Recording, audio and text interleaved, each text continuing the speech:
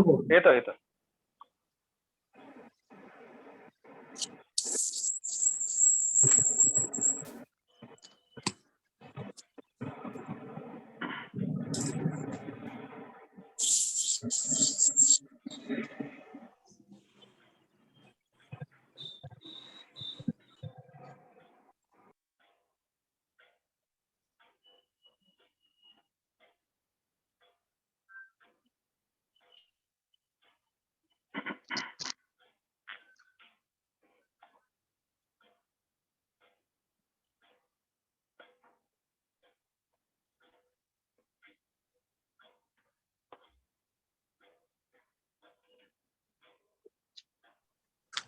Sir हो, चालेल हरकत नाही. Yes sir. सोनवणे सर.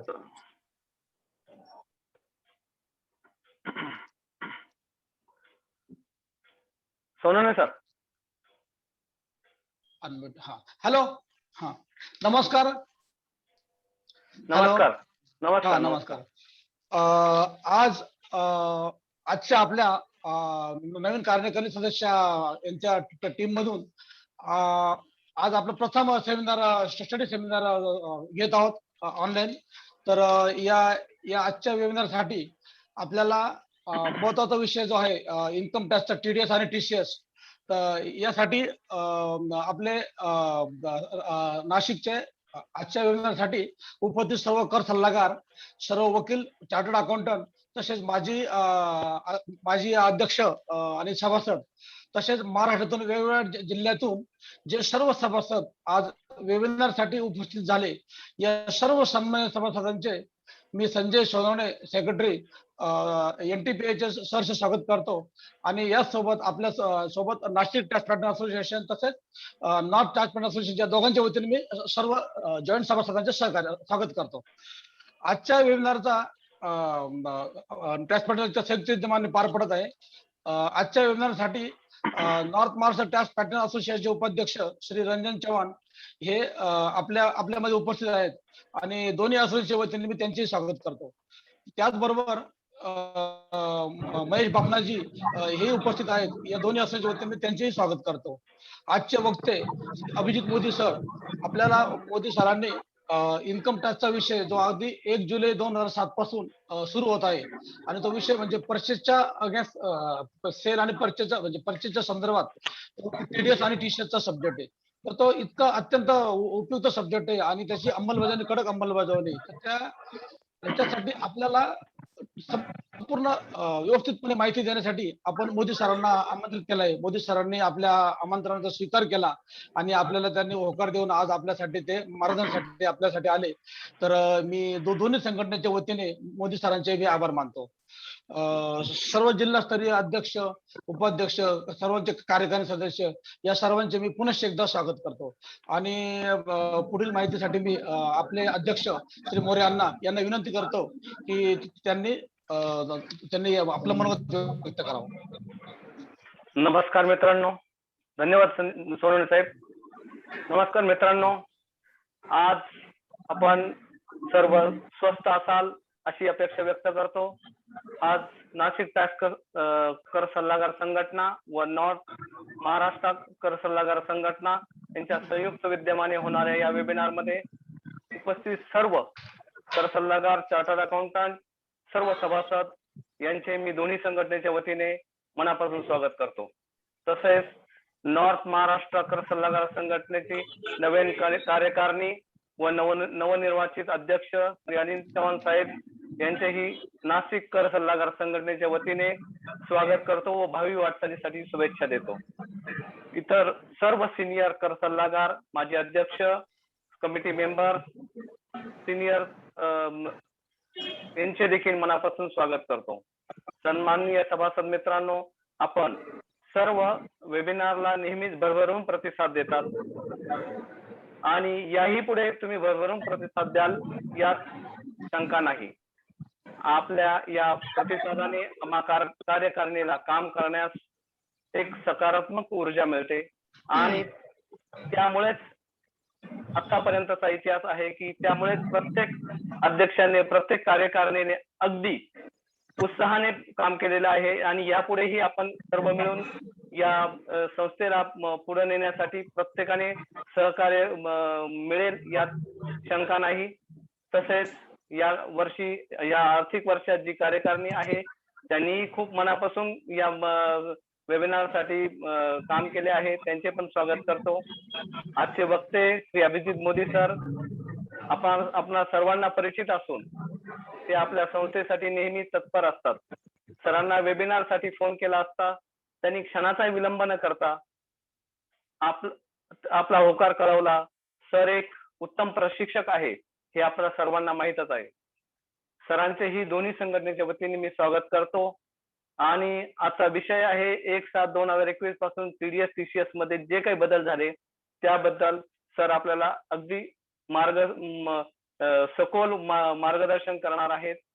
आणि एक छोटासा अनाउन्समेंट करू इच्छितो की काल आम्ही SMBT हॉस्पिटलला एक मीटिंग झाली. त्यामध्ये सर्व सभासदांना आपली मेडिकल टेस्ट करण्यासाठी काही टेस्ट अगदी अल्प दरात करून देतील असं त्यांनी आम्हाला सांगितलं आहे.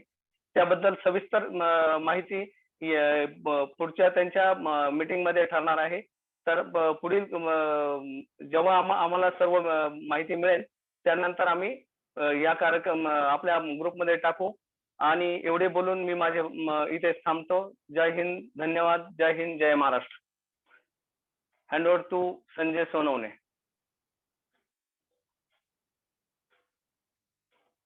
सोनवणे साहेब. सर अनम्यूट करा.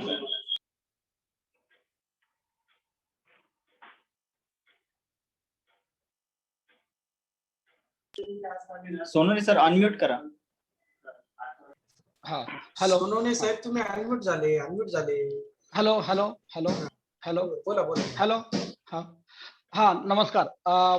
सन्माननीय अध्यक्ष श्री मोरे साहेब यांनी आपल्या संघटनेच्या वतीने काल जी मीटिंग घेतली त्यासाठी आपण सर्व त्यांच्या सोबत आहोत आणि नक्कीच त्यांच्याबरोबर आपण सोबत राहून आपण सर्व कार्यक्रम सभासदांसाठी यशस्वी करू. त्यात काही बदल नाही. आता मी Shri Ranjan Chavan north practitioner tax partner असोसिएशनचे रंजन चव्हाण सर आहेत कार्यकारिणी सभासद. तर त्यांना विनंती करतो की त्यांनी आपलं मनोगत व्यक्त करावं. श्री रंजन चव्हाण सर.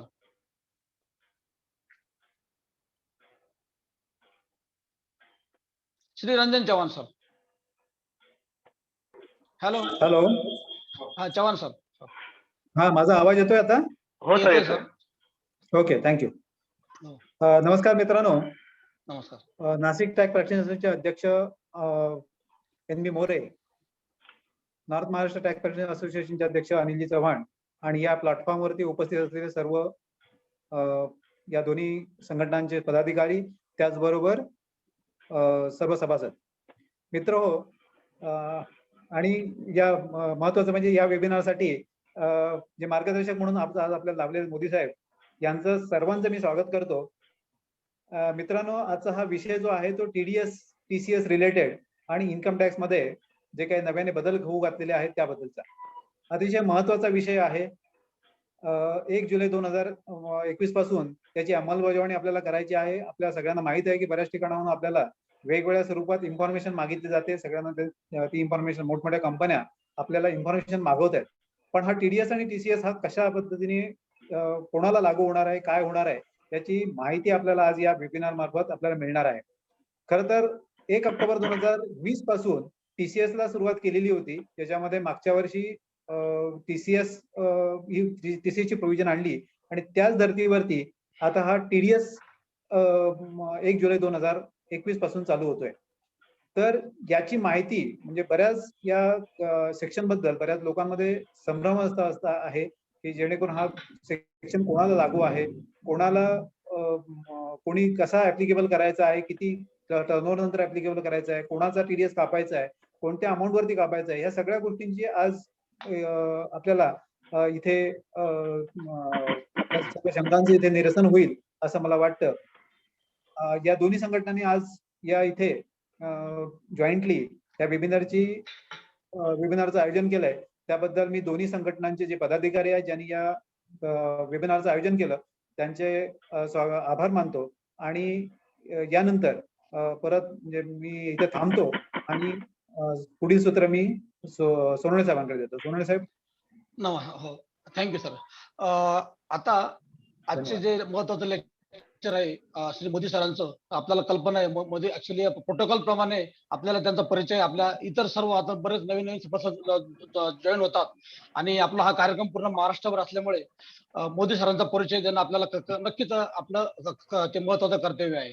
तर अशा बाबतीमध्ये मी आपल्या संस्थेचे कन्व्हेयर श्री जावेद अन्सारी सर यांना विनंती करतो की त्यांनी श्री मोदी सरांचा परिचय करून द्यावा. Shri Javed Ansari sir.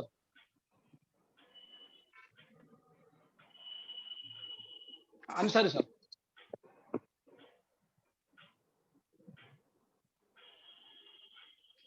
Prakash ji Ansari sir. Ansari sir झाला अनमोड. हो झालं. Thank you Surwane sir. Yes, Dear yes, friends, yes. नमस्कार. नमस्कार. नमस्कार. Let me introduce our respected speaker, Shri Abhijit sir. He is fellow chartered accountant of ICAI. He is a partner in Modi and Company, chartered accountant since last 14 years. He is teaching income tax accounts to CS intermediate and finance students since last 13 years in Nashik and from last 5 years in Mumbai. He is also a member of Direct Tax Committee of WRC ICAI. He secured 29th position in all India rank of CI Foundation examination. He held numerous lectures on income tax and ICAI and Direct Tax Practitioners Association Nashik and many other forums. So Abhijit sir, you are most welcome and please start the lecture. Abhijit sir. Yes sir, thank you. Thanks a lot sir. Vispute sir, तुम्ही हे play करता ना? Yes. सगळ्यात पहिले तर सगळ्यांना फार फार धन्यवाद. टॅक्स प्रॅक्टिशनर असोसिएशन नाशिक कडनं फोन आल्यानंतर नाही सांगणं हे नेक्स्ट टू इम्पॉसिबल आहे मला. आणि तुमचा जो प्रेम आहे त्या प्रत्येक वेळेस मला बोलवतात. त्यात दोन अर्थ आहे. एक तर मला इम्प्रूव्हमेंटचा चान्स देत आहे का काहीतरी चुकतं मागच्या वेळेस तर यावेळेस त्याच्यात सुधारणा करा. नाहीतर खरंच कॉन्सेप्ट क्लिअर होत असते. तर सगळ्यात पहिले More sir, Ranjan Chavan sir, Anil sir, Chavan sir, Viskute sir, Sonawane sir, Kshatriya sir दिसत नाही, क्षत्रिय सर आणि अन्सारी सर, फार फार धन्यवाद त्या ऑपॉर्च्युनिटीसाठी. आणि जो आजचा टॉपिक आहे आपला, फार काही असं कव्हर करायचं असं काही नाही आहे, पण जो एकच सेक्शन आपल्याला मेन घ्यायचा आहे 194Q, जो नवीन TDS चा इंट्रोड्यूस झालेला आहे आणि जो मागच्या वर्षी 206C1H जो TCS आला होता त्याच्याशी कम्पेअर करून आपल्याला कसं काय ऍप्लिकेबल होईल 1 जुलै पासून त्याचा अनालिसिस वर आपण जास्त जोर देऊया. माझा आवाज सगळ्यांना ऑडिबल आहे right? Yes sir. Yes, okay. तर आपण काय करूया, पहिले 194Q जी प्रोव्हिजन आहे बेसिक ती समजून घेऊया एकदम सोप्या भाषेत. जास्त त्याच्यावर डिटेल अनालिसिस मी सुरुवातीला करत नाही. एकदा बेसिक प्रोव्हिजन सगळ्यांना माहितीच असेल, पण एक जस्ट ज्यांना माहिती नसेल तर एक गो थ्रू होऊन जाईल. एक 206C1H जो TCS मागच्या वर्षी आला होता, तो ती प्रोव्हिजन एक्झॅक्टली काय ती पण आपण गो थ्रू करून घेऊया आणि त्याच्यानंतर आपण एक्झॅक्ट डिटेल अनालिसिस कडे बघूया. तर सगळ्यात पहिले ये सर 194Q बेसिक्स काय आहे ते आपण लक्षात घेऊया. तो हा जो सेक्शन आहे किंवा एक महत्वाची इम्पॉर्टंट गोष्ट पहिले मला जी डिस्कस करायची होती का हे प्रोव्हिजन्स आले का बरं, याचं इंटेन्शन जर आपल्या पहिले लक्षात आलं ना तर याचं कंप्लायन्स करणं पण आपल्यासाठी सोपं होईल. आणि मग आपण बघूया. हे मी मागच्या आपल्या अमेंडमेंट बजेट सेशन मध्ये पण बोललो होतो का बेसिकली ह्या प्रोव्हिजन्स का बरं येत आहेत. आता जर आपण इथे पाहिलं TDS आणि TCS चा जो रेट आहे ऑलमोस्ट नेग्लिजिबल आहे, 0.1%. सो गव्हर्नमेंटला इथे टॅक्स कलेक्शन हा मेजर कन्सर्न नाहीच आहे. त्यांना फार इथून काय रेव्हेन्यू जनरेट होईल डायरेक्टली असं काही नाही. ही सगळी जी एक्सरसाइज चालू आहे that is with the intention to collect database. का जे हाय व्हॅल्यू ट्रान्झॅक्शन होतात, जे 50 लाखाच्या वरती परचेस किंवा सेल करतात, हे लोक कोण आहेत आणि पॅन वाईज यांची माहिती गव्हर्नमेंटला हवी. तो हा मेन इंटेन्शन जर लक्षात आपण घेतला तर मग ही प्रोव्हिजन्स अप्लाय करायला पण आपल्याला सोपं होईल. इथे tax collection is not a major concern. Collecting data, collecting names, collecting PAN number of such persons with high value transaction हा त्यांचा इंटेन्शन आहे. आणि ते डोक्यात ठेवून जर ह्या प्रोव्हिजन्स पाहिल्यात तर आपल्याला समजायला पण सोपं जाईल. तर सगळ्यात पहिले 194Q जो 1 जुलै 2021 पासून ऍप्लिकेबल होतोय टीडीएसचा, तो रेप्लिका आहे टीसीएस प्रोव्हिजन्सची जी मागच्या वर्षी आली ती, एक्झॅक्टली ऑपोजिट आहे. तो टीसीएस होता, हा टीडीएस आहे. टीसीएस असताना टीडीएस का बरं आणलं, तर जो टीसीएस करणारा पर्सन होता तो कोण होता का who is let us say selling goods above 50 lakhs to someone आणि ज्याचं टर्नओव्हर 10 कोटीच्या वरती आहे. पण अदर वे राऊंड, जर सपोज बायरचं टर्नओव्हर 10 कोटीच्या वरती आहे आणि जर तो 50 लाखापेक्षा जास्त माल ज्याच्याकडनं विकत घेतोय त्याची पण इन्फॉर्मेशन गव्हर्नमेंटला हवी होती. तो आयदर वे, म्हणजे आयदर बायर 10 कोटीच्या वरती आहे किंवा सेलर 10 कोटीच्या वरती, दोघांना या ब्रॅकेटमध्ये आणलंय. म्हणजे जे हाय व्हॅल्यू ट्रान्झॅक्शन आहेत ते जास्त रीतीने कलेक्ट होतील, जास्त रीतीने डेटाबेस कलेक्ट होईल. पण याच्याने आपला ऍज अ टॅक्स प्रॅक्टिशनर्स आपले कॉम्प्लिकेशन्स वाढलेत, ते आपल्याला पाहावे लागतील. So moving to 194Q basics काय. It applies on purchase of goods. जेव्हा तुम्ही काही गुड्स परचेस कराल तर ही प्रोव्हिजन अट्रॅक्ट होईल. डिडक्टर कोणी टीडीएस करायचं आहे, any person is a buyer of goods. जो कोणी बायर आहे आणि त्यात very clear any person, individual, HOF, AOP, BOI, company, audit, non audit, resident, non resident, काही घेणं देणं नाही, एनी पर्सन जो कोणी गुड्स बाय करतोय पण त्याचं बिझनेस आहे, व्हेरी इम्पॉर्टंट, त्या बिझनेसचं टर्नओव्हर 10 कोटीच्या वरती आहे in immediately preceding previous year. तर हे जे कंप्लायन्सचं जे बर्डन टाकलंय ते कोणावर टाकलंय, का ज्यांचं टर्नओव्हर जास्त आहे त्यांनीच करावं हे. आणि काही केसेसमध्ये एक्झम्पशन्स देतील का या बायरने इन्फॉर्मेशन नाही द्यायची.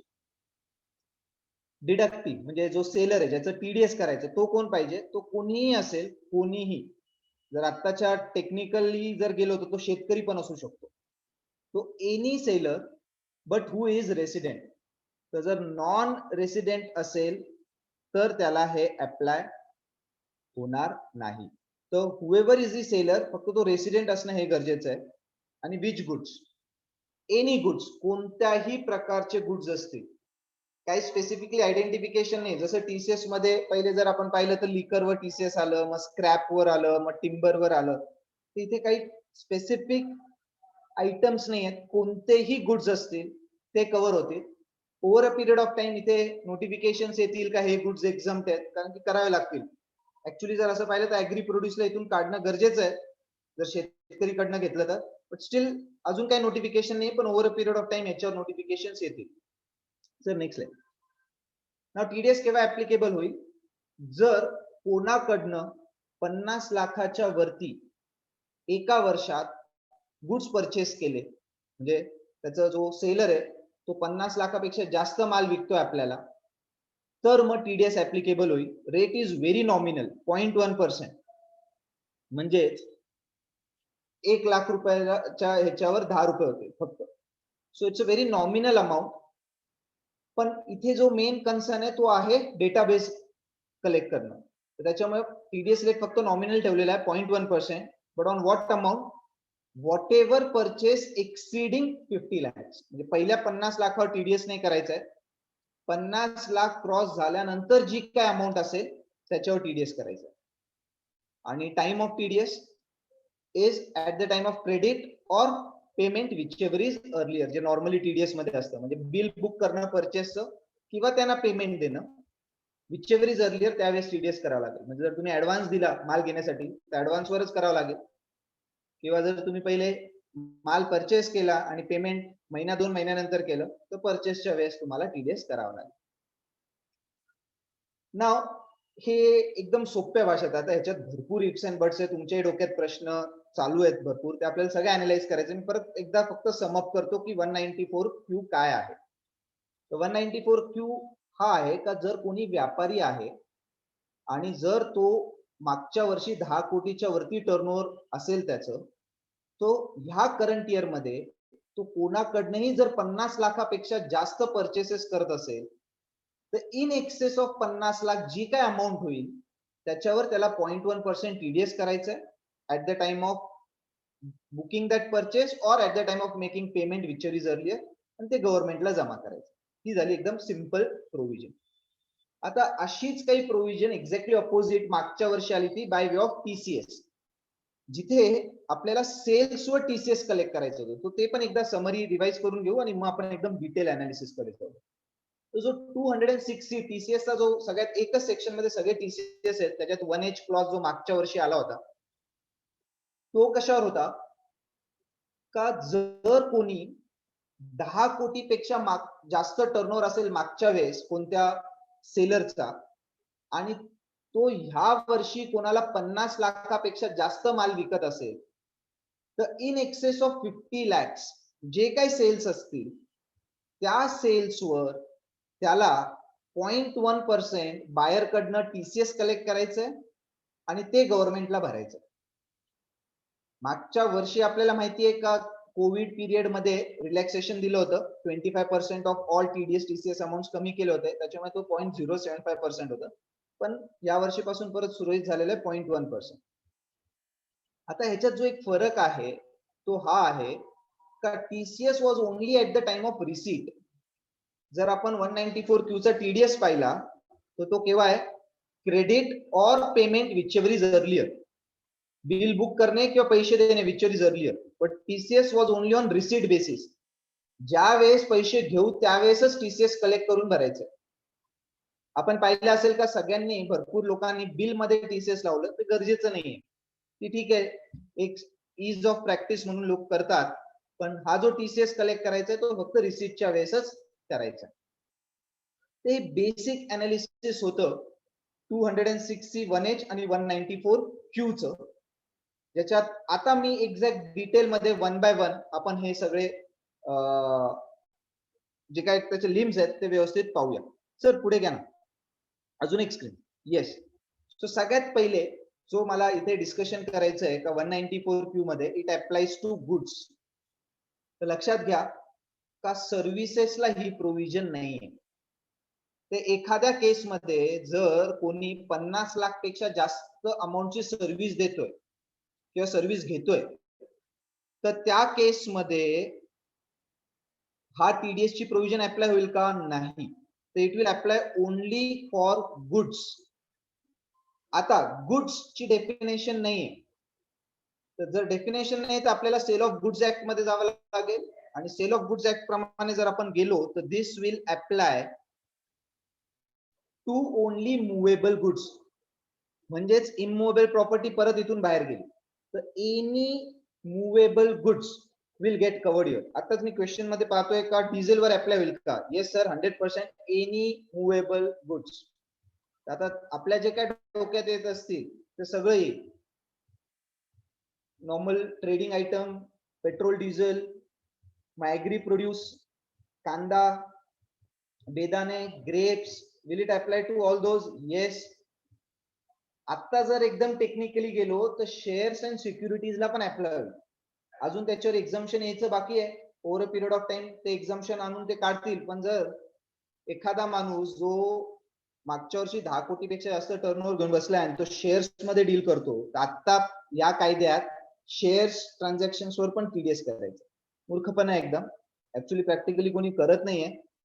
All are waiting for exemptions to come, ज्याच्यात clearly shares and securities exemptions मध्ये ते बाहेर निघतील.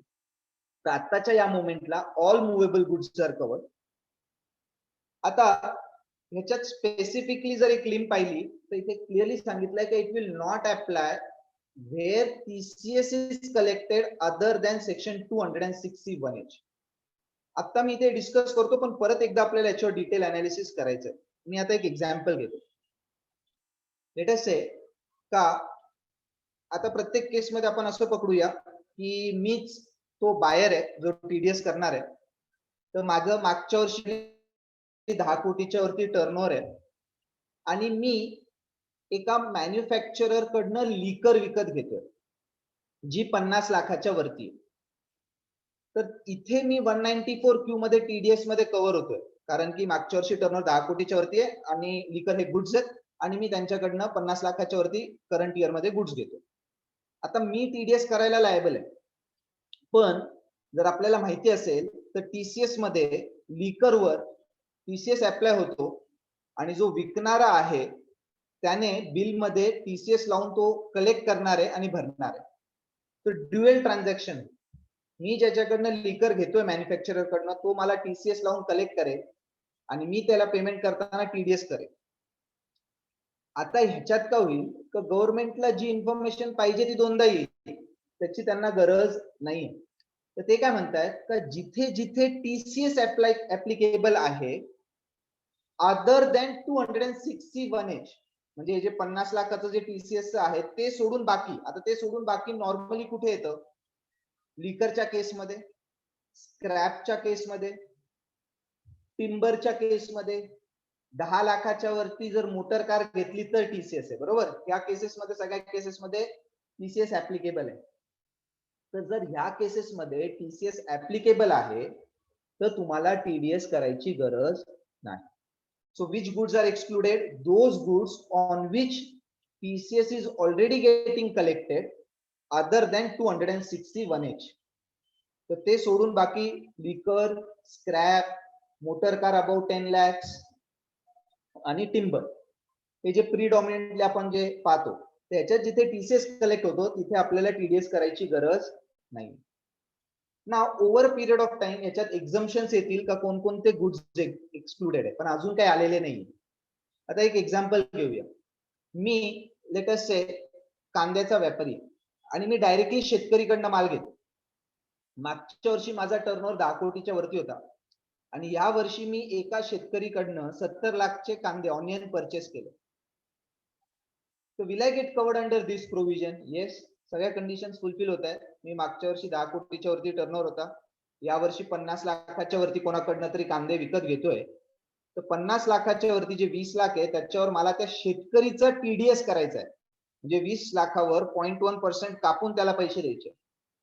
आता शेतकरी जो कांदा उगवतोय आणि विकतोय, मी व्यापारी म्हणतोय, शेतकरी म्हणतोय, त्याला सगळं इन्कम एक्झम्प्ट आहे.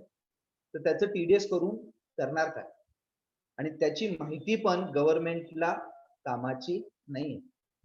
तर over a period of time एखाद्या वेळेस ह्याच्यातही एक्झम्पशन येईल, पण आज तरी टीडीएस या ट्रान्झॅक्शनवर पण ऍप्लिकेबल आहे का? हो, कारण की अजून एकही एक्झम्पशन आलेलं नाही. कोविड सिनारिओमुळे एखाद्या वेळेस they are still late, but येईल. तर तोपर्यंत मी तरी क्लायंटला ऍडवाइस करतो का अजून तरी काही करू नका, कारण की that is not the intent of law, त्यांना ते करायचं नाही. पण हाच एक्झाम्पल मी बदलतो.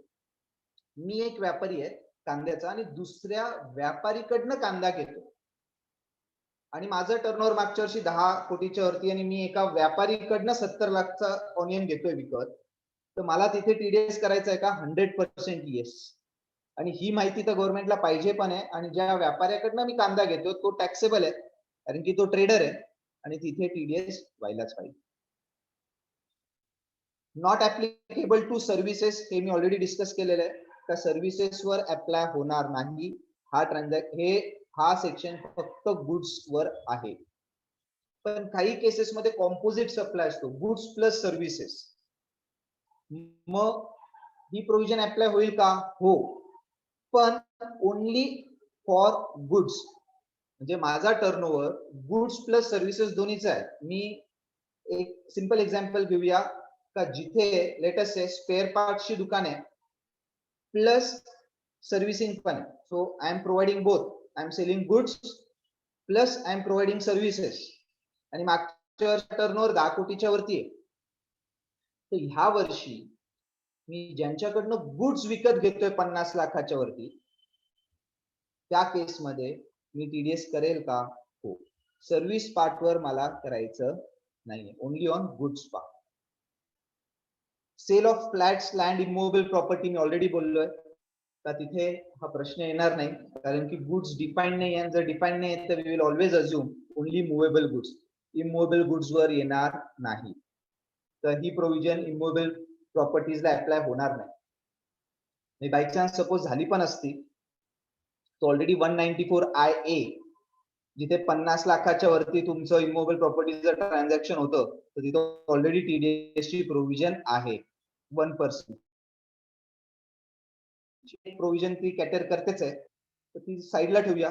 जर ती नसली असती तरी पण अप्लाय झालं नसतं कारण की गुड्सच्या डेफिनेशन मध्ये इमोबल गुड्स येणार नाही. सॉफ्टवेअर मध्ये तर माझं पर्सनल मत आहे येस येईल कारण की दोज आर ऑल्सो गुड्स. भरपूर डिसिजन्स आहेत का ते पण गुड्सच आहेत. स्टील डिबेटेबल एखादा जर मानतो का ते सर्व्हिस म्हणून आहे तर ठीक आहे. ना पुढे जाऊया. तो नेक्स्ट इश्यू जो गुड्स झाल्यानंतर परचेसेस. तर which purchases will be covered. Any purchase म्हणजे तुम्ही काहीही परचेस करत असाल तरी कव्हर होईल. आता एक एक्झाम्पल घेऊया आपण.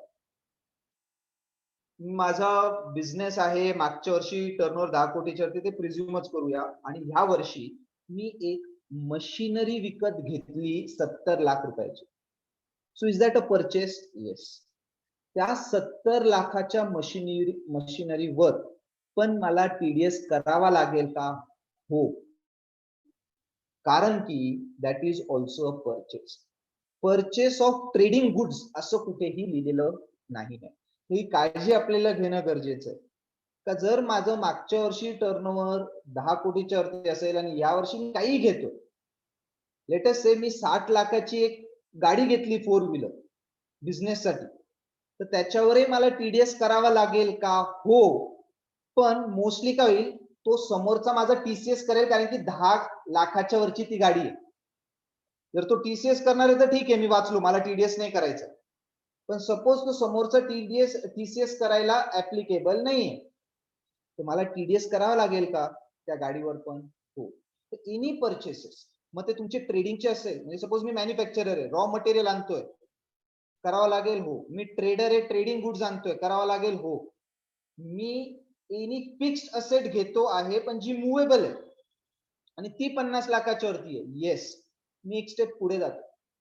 जर मी कोणतं पर्सनल असेट पण घेत असेल मी सपोज एक प्रोप्रायटर आहे मागच्या वर्षी 10 कोटीच्या वरती टर्नओव्हर आहे आणि या वर्षी मी 60 लाखाचं फर्निचर आणलंय घरी. आत्ताच्या कायद्याप्रमाणे त्या 60 लाखावर पण TDS अट्रॅक्ट होईल का. हो. कारण की it says any purchases. Business purchases असं लिहिलेलं नाहीये. Again this is not the intent. भरपूर नोटिफिकेशन यायचे आहेत येतील एखाद्यास त्याच्यात ते पर्सनल असेट्स बाहेर जातील. पण आज तरी एखादं जर तुम्ही पर्सनल असेट पण विकत घेतलं तर त्याच्यावर पण TDS करणं गरजेचं आहे जर कायद्यात बोलायचं ठरलं. ठीक आहे. Now whether it will apply to even import of goods.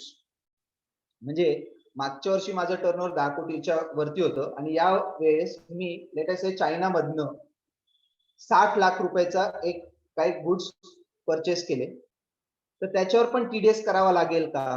तर आन्सर इज येस. बट जर आपण पाहिलं असेल तर सेलर शुड बी रेसिडेंट. तर जो चायनावर मी माल मागवलाय तो 99% नॉन रेसिडेंट असेल तर मग मला TDS करावं लागणार नाही. आणि गव्हर्नमेंटला अशा लोकांची माहिती पण नको. त्याला त्या चायनीज पर्सनची माहिती नकोय कारण की त्याच्याकडनं काही गव्हर्नमेंटची ताकद नाही टॅक्स कलेक्ट करायची. पण ज्याच्याकडनं मी इम्पोर्ट करतोय गुड्स लेट अस से तो रेसिडेंट आहे म्हणजे तो इंडियनच आहे पण चायनात त्याचा बिझनेसचा सेटअप आहे तो चायनावरनं मला माल पाठवतोय. पण ज्याच्याकडनं मी घेतलं तो इंडियन आहे तो रेसिडेंट आहे तर त्याच्यावरही मला TDS करावं लागेल का. हो. फक्त काळजी घ्यायची का सेलर रेसिडेंट असायला पाहिजे.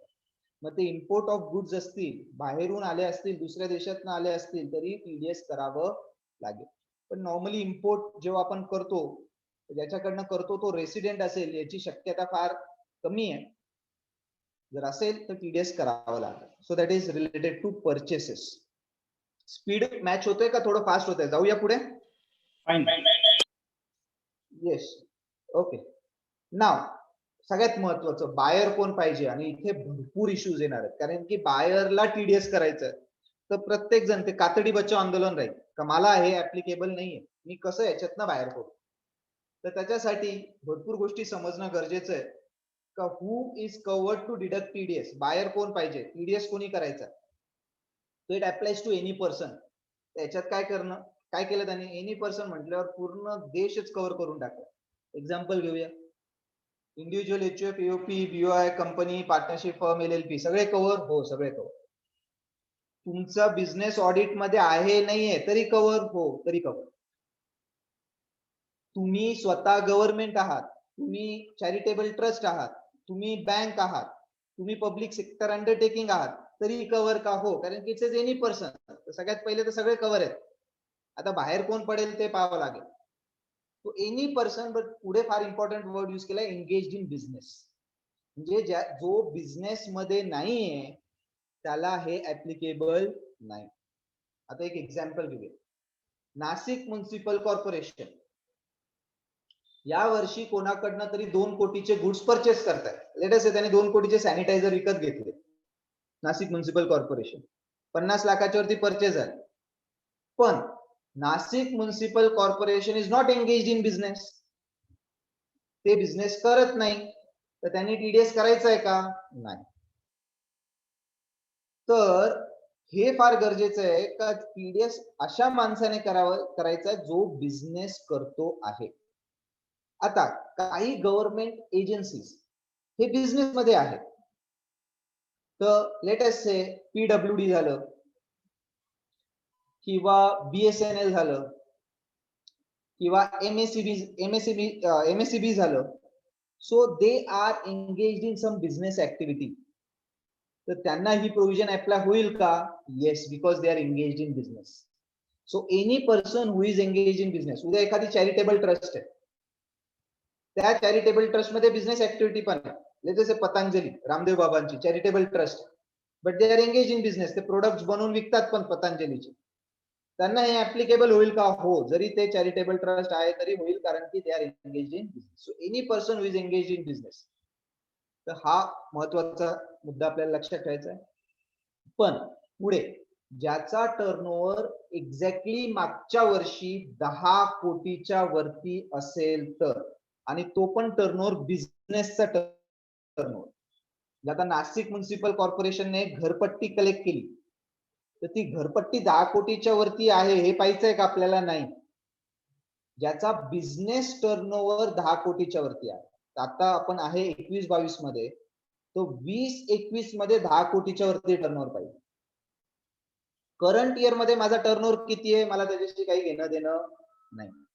It might be even 2 crores, आणि मागच्या वर्षी 10 कोटी होतं, तर मला 10 कोटीपेक्षा जास्त होतं, 12 कोटी होतं, आणि यावर्षी फक्त 2 कोटी आहे, तरी मला टीडीएस करावा लागेल का, हो. एखाद्या पुढच्या वर्षी नाही करावं लागणार, कारण की 22-23 मध्ये मी 21-22 टर्नओव्हर पाहिजे आणि 21-22 मध्ये 2 कोटीच होतं. You have to see in immediately preceding previous year. हे सगळ्यांना माहिती पण आहे, फक्त क्लिअर करून दिलं. तर मागच्या वर्षाचं टर्नओव्हर पाहिजे 10 कोटी. आता इथे काय होऊ शकतं का, भरपूर वेळेस 21-22 might be first year of business, म्हणजे 21-22 मध्येच बिझनेस स्टार्ट झाला, तर मागच्या वर्षी काही बिझनेसच नव्हता, तर मला ही प्रोव्हिजन पहिल्या वर्षी ऍप्लिकेबलच नाही. कारण की मागच्या वर्षी जर माझा बिझनेसच नव्हता तर 10 कोटीच्या वरती जायचा प्रश्न येत नाही. तर लेट अस से 21-22 पहिला वर्ष, त्याच्यातच मी 20 कोटीचा टर्नओव्हर केला, तरी मला काही टीडीएस करायचं नाहीये, 22-23 मध्ये करावं लागेल. आता ह्याच्यात पण भरपूर बायर्सला एक्झम्पशन्स येणार आहेत. जसं टीसीएस मध्ये सेलरला एक्झम्पशन झालं, तर इथे बायरला पण येतील, पण अजून काही नोटिफिकेशन आलेलं नाही. जे गट फिलिंग आहे येईलच 100%. ते कोणते येणार आहेत, एखाद्या व्यापाऱ्याने शेतकरीकडनं शेतमाल 50 लाखाच्या वरती घेतला तर त्याला टीडीएस नाही करायचं, हे येईल, wait and watch. Recognised stock एक्सचेंजवर शेअर्स अँड सिक्युरिटीज 50 लाखाच्या वरती विकत घेतल्या, त्याच्यावर नाही येणार, कारण की त्यांना ते इन्फॉर्मेशन नकोच आहे, ती ऑलरेडी इन्फॉर्मेशन त्यांच्याकडे आहे. तर भरपूर एक्झम्पशन्स येतील, पण we have to wait and watch. आल्यानंतर अजून पिक्चर क्लिअर. सर पुढे जाऊया. This was related to buyer. Now related to turnover. 10 crore मोजायचा कसा, याच्यातही थोड्याफार डाऊट्स आहेत. आणि सगळ्यात मोठा डाऊट जो आहे का, जीएसटी इन्क्लुझिव्ह घ्यायचा आहे का एक्सक्लुझिव्ह घ्यायचा आहे माझ्या मते, तर तो पण आपण डिस्कस करूया. सो टर्नओव्हर मागच्या वर्षीचा 10 कोटी कसा पाहिजे. आपल्याला फायनान्शियल इयर सांगितलंय, आणि अजूनही आपला फायनान्शियल इयर काय, 1 एप्रिल ते 31 मार्च. तर 1 एप्रिल 20 ते 31 मार्च 21 मध्ये जो टर्नओव्हर झालेला आहे तो पकडायचा. आता त्याच्यात तुमचा बिझनेस 8 महिन्यात झाला असेल तर 8 महिन्यातच पकडायचा. आणि only business turnover, other than business turnover पकडायचा नाही. म्हणजे एखादं असं असू शकतं का मी 9 कोटी माझा बिझनेस टर्नओव्हर होता मागच्या वर्षी आणि 2 कोटीची ओल्ड मशिनरी विकली, त्या 2 कोटीची माझी शेत जमीन विकली, तर असं मला 11 कोटी पकडायचं आहे का? नाही, ओनली बिझनेस टर्नओव्हर कन्सिडर करायचं. आता हा कन्सिडर करताना टोटल टर्नओव्हर घ्यायचा आहे, म्हणजे goods plus services plus what ever it may, पण बिझनेस रिलेटेड. आता आपण पाहिलं टीडीएस फक्त गुड्सवर आहे, पण 10 कोटी कॅल्क्युलेट करताना सगळं पकडायचं. तर लेट अस से माझा शोरूम आहे जिथे मी गाड्या पण विकतो, स्पेअर पार्ट्स पण विकतो आणि सर्व्हिसिंग पण करतो. हे सगळं तिन्ही मिळून 10 कोटीच्या वरती गेले मागच्या वर्षी, तर मला ही प्रोव्हिजन ऍप्लिकेबल. लेट अस से मी 5 कोटीच्या गाड्या विकल्या, 4 कोटीचे स्पेअर पार्ट्स विकले, 9 कोटी झाले आणि 3 कोटी सर्व्हिसिंग मध्ये कमवले, सर्व्हिस प्रोव्हाइड. तिन्ही मिळून 12 कोटी झालं. मला टीडीएस करावं लागेल का? हो, कारण की 10 कोटीचं टर्नओव्हर लिमिट पाहताना whatever turnover goods plus services सगळं पाहिजे. नाव मेन क्वेश्चन, हा turnover whether I have to take inclusive of GST और एक्सक्लुसिव्ह ऑफ जीएसटी. टीसीएस मध्ये ह्याच्यात जो सर्क्युलर आला होता, सर्क्युलर नंबर 12 जो मागच्या वर्षी आला, त्याच्यात क्लिअरली सांगितलं तर जो 10 कोटीचा टर्नओव्हर पाहिजे तो इन्क्लुसिव्ह ऑफ जीएसटी पाहिजे. इथे पण तो तसाच येणार आहे. आत्ताच सेफर साईडला लक्षात घ्या की आपल्याला इन्क्लुसिव्ह ऑफ जीएसटीच घ्यायचं. म्हणजे जर माझं मागच्या वर्षीचं टर्नओव्हर जीएसटी सोडून 9 कोटी आहे, बट 18% जीएसटी आहे त्याच्यावर, तर तो 10 कोटीच्या वरती जातोय. एखाद्या इन्कम टॅक्सच्या रिटर्न मध्ये तुम्ही 9 कोटी सेल दाखवला असेल, पण विथ जीएसटी तो 10 कोटीच्या वरती जातोय, तर टीडीएस करायला पाहिजे का? हो. तो take it inclusive of GST. आता हा टर्नओव्हर एक्झॅक्टली मागच्याच वर्षाचा घ्यायचा आहे. मागच्या 5 वर्षात केव्हा पण 10 कोटीच्या वरती गेलोय म्हणून घ्यायचं असं करायचं नाहीये. एक्झॅक्टली मागचं वर्ष 10 कोटीच्या वरती जायला पाहिजे, शुड एक्सीड 10 crores. आता भरपूर वेळेस मोठ्या मोठ्या ह्याच्यात जीएसटी वेगवेगळे असू शकतात, ब्रांच वाईज, स्टेट वाईज किंवा टॅन नंबर वेगवेगळे असतात. म्हणजे एखादी मोठी कंपनी, त्याच्या महाराष्ट्रातही ऑफिस आहे, गुजरातमध्ये पण आहे, तामिळनाडूमध्ये पण, 3 वेगवेगळे जीएसटी नंबर, तिघांचं लेटेस्ट आहे 6 कोटी टर्नओव्हर आहे. आता मला ही प्रोव्हिजन अप्लाय होईल का? हो, कारण की मला पर जीएसटी आहे किंवा पर टॅन नंबर नाही पाहिजे. As a person total turnover 10 कोटीच्या वरती गेलं ऍप्लिकेबल होईल. सो पर्सन ऍज सच पूर्ण पाहिजे, पर जीएसटी अँड पर टॅन पाहिजे नाही. नाव रिकॉन्स्टिट्यूशन ऑफ एंटिटी हा भरपूर, म्हणजे माझी आधी प्रोप्रायटरशिप होती, आता मी त्याला पार्टनरशिप फर्म मध्ये कन्वर्ट केलं. 20-21 मध्ये माझी प्रोप्रायटरशिप होती आणि 21-22 मध्ये पार्टनरशिप केली.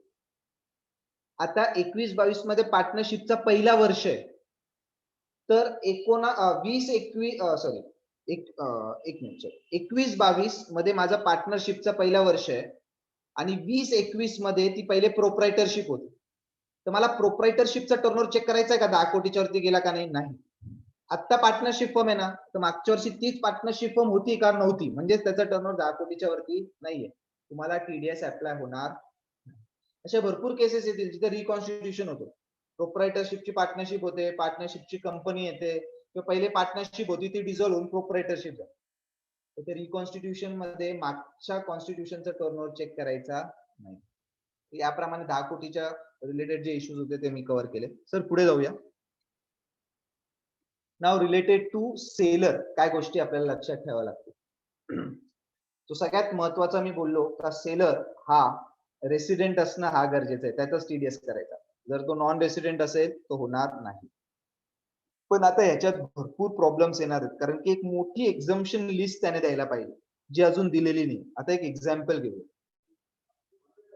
आता जर सपोज मी एक ट्रेडर आहे आणि मी डायरेक्टली स्टेट गव्हर्नमेंटला माल विकतोय. माझं मागच्या वर्षी 10 कोटीच्या वरती टर्नओव्हर होतं आणि यावर्षी मी 2 कोटीचा माल स्टेट गव्हर्नमेंट, महाराष्ट्र स्टेट गव्हर्नमेंटला विकतो. आता महाराष्ट्र स्टेट गव्हर्नमेंटचं टीडीएस करून मी काय करणार? त्यांना टॅक्स लागत नाही, त्यांची इन्फॉर्मेशन गव्हर्नमेंटला गरजेची नाही.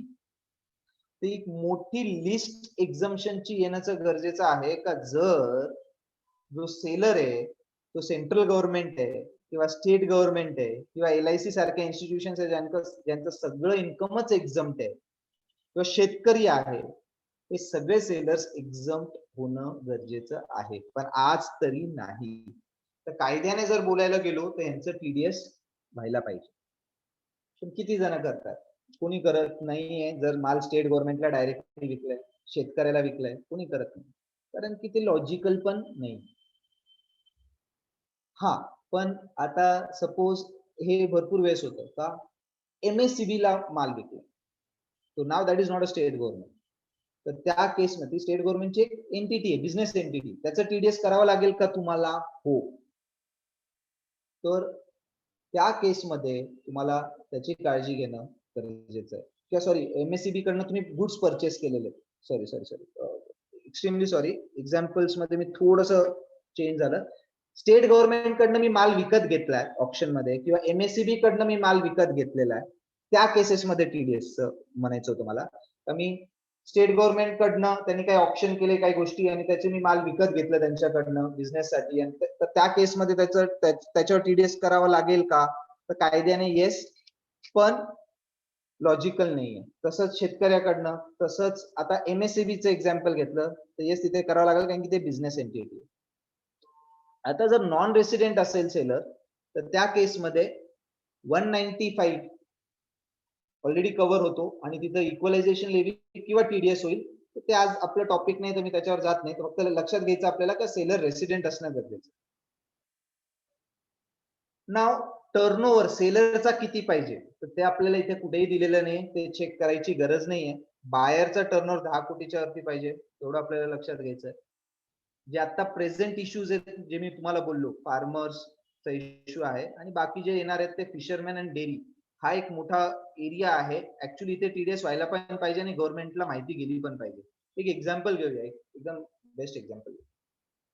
सपोज नाशिकमध्ये पण महाराष्ट्रामध्ये किंवा गुजरातमध्ये भरपूर डेअरीज अशा आहेत का जे मिल्क घेतात विलेजेस मधनं, काही शेतकऱ्यांकडनं, जिथे त्यांचं वर्षभरात त्या माणसाकडनं 50 लाखाच्या वरती दूध त्याच्याकडनं परचेस होत, आणि ते जे तो दूध विकतो ते ऍक्च्युली टॅक्सेबल आहे, जरी तो शेतकरी असेल तर. त्याचं शेत उत्पन्न एक्झम्प्ट आहे, पण लेटेस्ट आहे का त्याच्याकडे काही गायी आहेत, काही म्हशी आहेत आणि त्याचं दूध तो विकतोय, तर ते इन्कम त्याचं टॅक्सेबल आहे.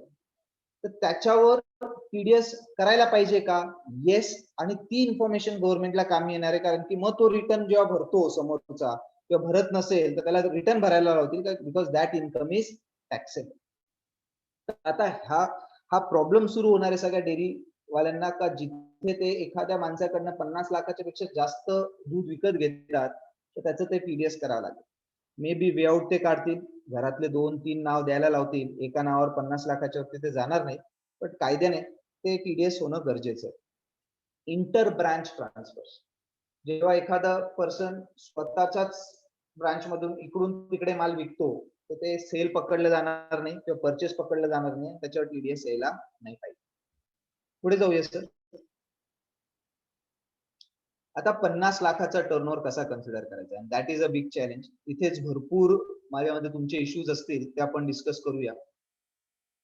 आता सगळ्यात जास्त त्रास होतो त्या वर्षात ज्या वर्षात ही प्रोव्हिजन येते, कारण की आतमधून येते. टीडीएस प्रोव्हिजन कधी पण 1 एप्रिल पासून अप्लाय होते, ते टाइम देतात लोकांना यूज टू व्हायला, तर ती कधी पण अशी 1 जुलै 1 ऑक्टोबर नेहमी अशीच येते. तर ही प्रोव्हिजन पण 1 जुलै पासून आलेली, आणि हा पहिला वर्ष आहे त्याच्यात त्यांनी काय आणि प्रोव्हिजन काय का जिथे एखाद्या माणसाकडनं तुम्ही 50 लाखाच्या वरती माल विकत घेताय त्याचं टीडीएस करायचं. आता 50 लाखाचा टर्नओव्हर पकडायचा कसा? Should I take it from 1 April और should I take it from 1 July? तर क्लिअरली 1 एप्रिल पासून. तर 1 एप्रिल 21 पासून जो काय टर्नओव्हर आहे परचेसेसचा तो कन्सिडर करायचा आहे, आणि तो जेव्हा 50 लाखाच्या वरती जाईल त्यावेळेस टीडीएस ऍप्लिकेबल. आता काही एक्झाम्पल्स घेऊया. लेट अस से मी एका माणसाकडनं परचेस करतोय 1 एप्रिल ते 30 जून मध्ये ऑलरेडी त्याचे 70 लाख झालेले आहेत. तो ऑलरेडी 50 लाख क्रॉस करून गेलेला आहे 1 जुलैच्या आधीच. तर आता 1 जुलै नंतर ही प्रोव्हिजन अप्लाय होते. 1 जुलैला जेव्हा ही प्रोव्हिजन अप्लाय होईल त्यावेळेस पहिल्या 20 लाखावर जे 50 लाखाच्या वरती ऑलरेडी झाले पण 30 जूनच्या आधीच झाले त्याच्यावर मला टीडीएस करायचं आहे का नाही? कारण की जर कायदा 1 जुलैला ऍप्लिकेबल झालाय तर त्याच्या पुढच्या अमाऊंटवरच मला करायचं. म्हणजे 1 एप्रिल ते 30 जून मध्ये 70 लाख परचेस होतं आणि लेटेस्ट प्रिझ्युम करू का पुढच्या 9 महिन्यात अजून 30 लाख होईल म्हणजे टोटल 1 कोटी होईल. तर मला टीडीएस कशावर करायचंय? तर 30 लाखावरच. कारण की जर कायदा 1 जुलैला आलाय ते 1 जुलैच्या पुढच्या परचेसेसवरच टीडीएस होईल, त्याच्या आधीच्या परचेसेसवर होणार नाही. हे लक्षात घ्यायचं. लेटेस्ट से 1 एप्रिल ते 30 जून टर्नओव्हर फक्त 30 लाख रुपये झालेले परचेसेस 30 लाख म्हणजे अजून 50 लाख क्रॉस झालेलं नाही. तर आता 1 जुलै नंतर जोपर्यंत 50 लाख क्रॉस होत नाही तोपर्यंत टीडीएस नाही करायचंय. ज्या दिवशी 50 लाख क्रॉस होईल त्याच्या पुढे टीडीएस ऍप्लिकेबल. हे सिंपल. आता जो पुढचा प्रश्न जो येतो का जो बिल आहे ज्या बिल मध्ये 50 लाख एक्सीड होतोय त्या बिलवर काय करायचं? आता प्रिझ्युम करूया आपण 49 लाख आजपर्यंत परचेसेस झालेले आहेत. 1 जुलै नंतरची गोष्ट आहे. 5 जुलै आपण म्हणतो आज 5 जुलै आहे. 49 लाख ऑलरेडी परचेस झालेले आहेत आणि आता 5 लाखाचा परचेस बिल आहे. तर ह्या बिल मध्ये 50 लाख एक्सीड होते. तर ह्या बिलवर मी टीडीएस करायला पाहिजे का? का ह्याच्या पुढच्या बिलवर? तर आन्सर आहे हो, या बिलवरच टीडीएस करायला पाहिजे. आता एकदमच जर काटेकोरपणे टेक्निकली जायचं असेल तर हा जो 5 लाखाचा बिल आहे त्याच्यातल्या 1 लाखावर टीडीएस नका करू, फक्त 4 लाखावर करा. आणि जर सेफर साईडला मी म्हणेल का ह्या पूर्ण बिलवरच टीडीएस करून टाका. येते लक्षात? म्हणजे 49 लाख ऑलरेडी परचेस झालेले आहेत. आता जो पुढचा बिल येतोय तो 5 लाखाचा येतोय. तर त्या 5 लाखावर तुम्हाला मी म्हणेल पूर्णपणे टीडीएस करून टाका. एक व्ह्यू असा पण असेल तर त्या 5 लाखापैकी 1 लाखावर करू नका आणि 4 लाखावर करा. पुढचा प्रश्न जो आपल्याला इथं पाहिजे आहे तर 50 लाख पाहताना मला फक्त गुड्स पाहिजे, इथे मला सर्व्हिसेस नाही पाहिजे. म्हणजे आता प्रिझ्युम करूया पूर्ण वर्षभराचा आहे पहिले एक्झाम्पल. 21-22 मध्ये मी एका माणसाकडनं 40 लाखाचे गुड्स विकत घेतले आणि 20 लाखाची सर्व्हिसेस विकत घेतली. म्हणजे त्याने मला 20 लाखाची सर्व्हिसेस दिली. त्याच्या बरोबरचा माझा टोटल टर्नओव्हर 60 लाखाचा झाला. 40 लाखाचा गुड्स परचेस आणि 20 लाखाचं त्याच्याकडनं मी सर्व्हिसेस घेतली. मला त्याचा टीडीएस करायचा आहे नाही, कारण की गुड्स परचेस हे 50 लाखाच्या वरती गेलेले नाही. 10 कोटीच्या वेळेस मी सगळं टोटल पाहिलं होतं. 50 लाखाच्या वेळेस मी फक्त गुड्सचे ट्रान्झॅक्शन ट्रेडिंग पाहणार आहे, सर्व्हिसेस पाहणार नाही. तर इथे परचेस ऑफ गुड्स 50 लाखाच्या वरती जाणं गरजेचं आहे. आता भरपूर वेळेस कॉम्पोजिट असतो, म्हणजे गुड्स प्लस सर्व्हिसेस पण सेग्रिगेशन नाहीये. एकाच बिल मध्ये येतं त्याच्यात गुड्स किती आणि सर्व्हिस किती आहे बायफर्केशन नाहीये. इन्क्लुसिव्ह ऑफ मटेरियल सर्व्हिसेस पण आहे. ह्या केसेस मध्ये जर मी बायफर्केट करू शकत नाही तर दोन्ही मिळून जेव्हा पण 50 लाखाच्या वरती जाईल मला टीडीएस करणं भाग आहे आणि ते पण पूर्ण अमाऊंट. हे आपल्याला लक्षात घ्यायचं. आता लेटेस्ट से अजून एक एक्झाम्पल घेऊया. 21-22 मध्ये माझं total purchase of goods 60 lakh आहे आणि त्यांनी मला 10 लाखाची सर्व्हिस पण दिली. तर टोटल ट्रान्झॅक्शन 70 लाखाचं आहे. 60 लाख मी गुड्स विकत घेतले आणि त्याने मला 10 लाखाचीच दिली. तर माझं गुड्सचं ट्रान्झॅक्शन 50 लाखाच्या वरती आहे हो, तर टीडीएस होईल हो, पण फक्त गुड्सच्या अमाऊंटवर. तर जी 60 लाख आहे पहिल्या 50 लाखावर नाही आणि त्याच्या पुढच्या 10 लाखावर मला 0.1% टीडीएस करावं लागेल. तर हे आपल्याला इथे लक्षात ठेवायचं. पुढे जाऊया. इथे पण इन्क्लुसिव्ह ऑफ जीएसटी घ्यायचंय. सर मागच्या स्लाइडवर तर इन्क्लुसिव्ह ऑफ जीएसटी घ्यायचंय. येस. तर आपल्याला आता इथे 50 लाखाची लिमिट पाहताना जीएसटी पकडूनच कॅल्क्युलेट करायचं आणि टीडीएस करताना पण जीएसटी अमाऊंट वर पण करायचं. म्हणजे लेटेस्ट से वर्षभरात माझं 1 कोटीचं परचेस आहे, त्याच्यावर 18% जीएसटी लागून आलाय, म्हणजे टोटल 1,18,00,000चं परचेस आहे. तर पहिले 50 लाख गेले, पुढच्या 68 लाखावर मला टीडीएस करायचं.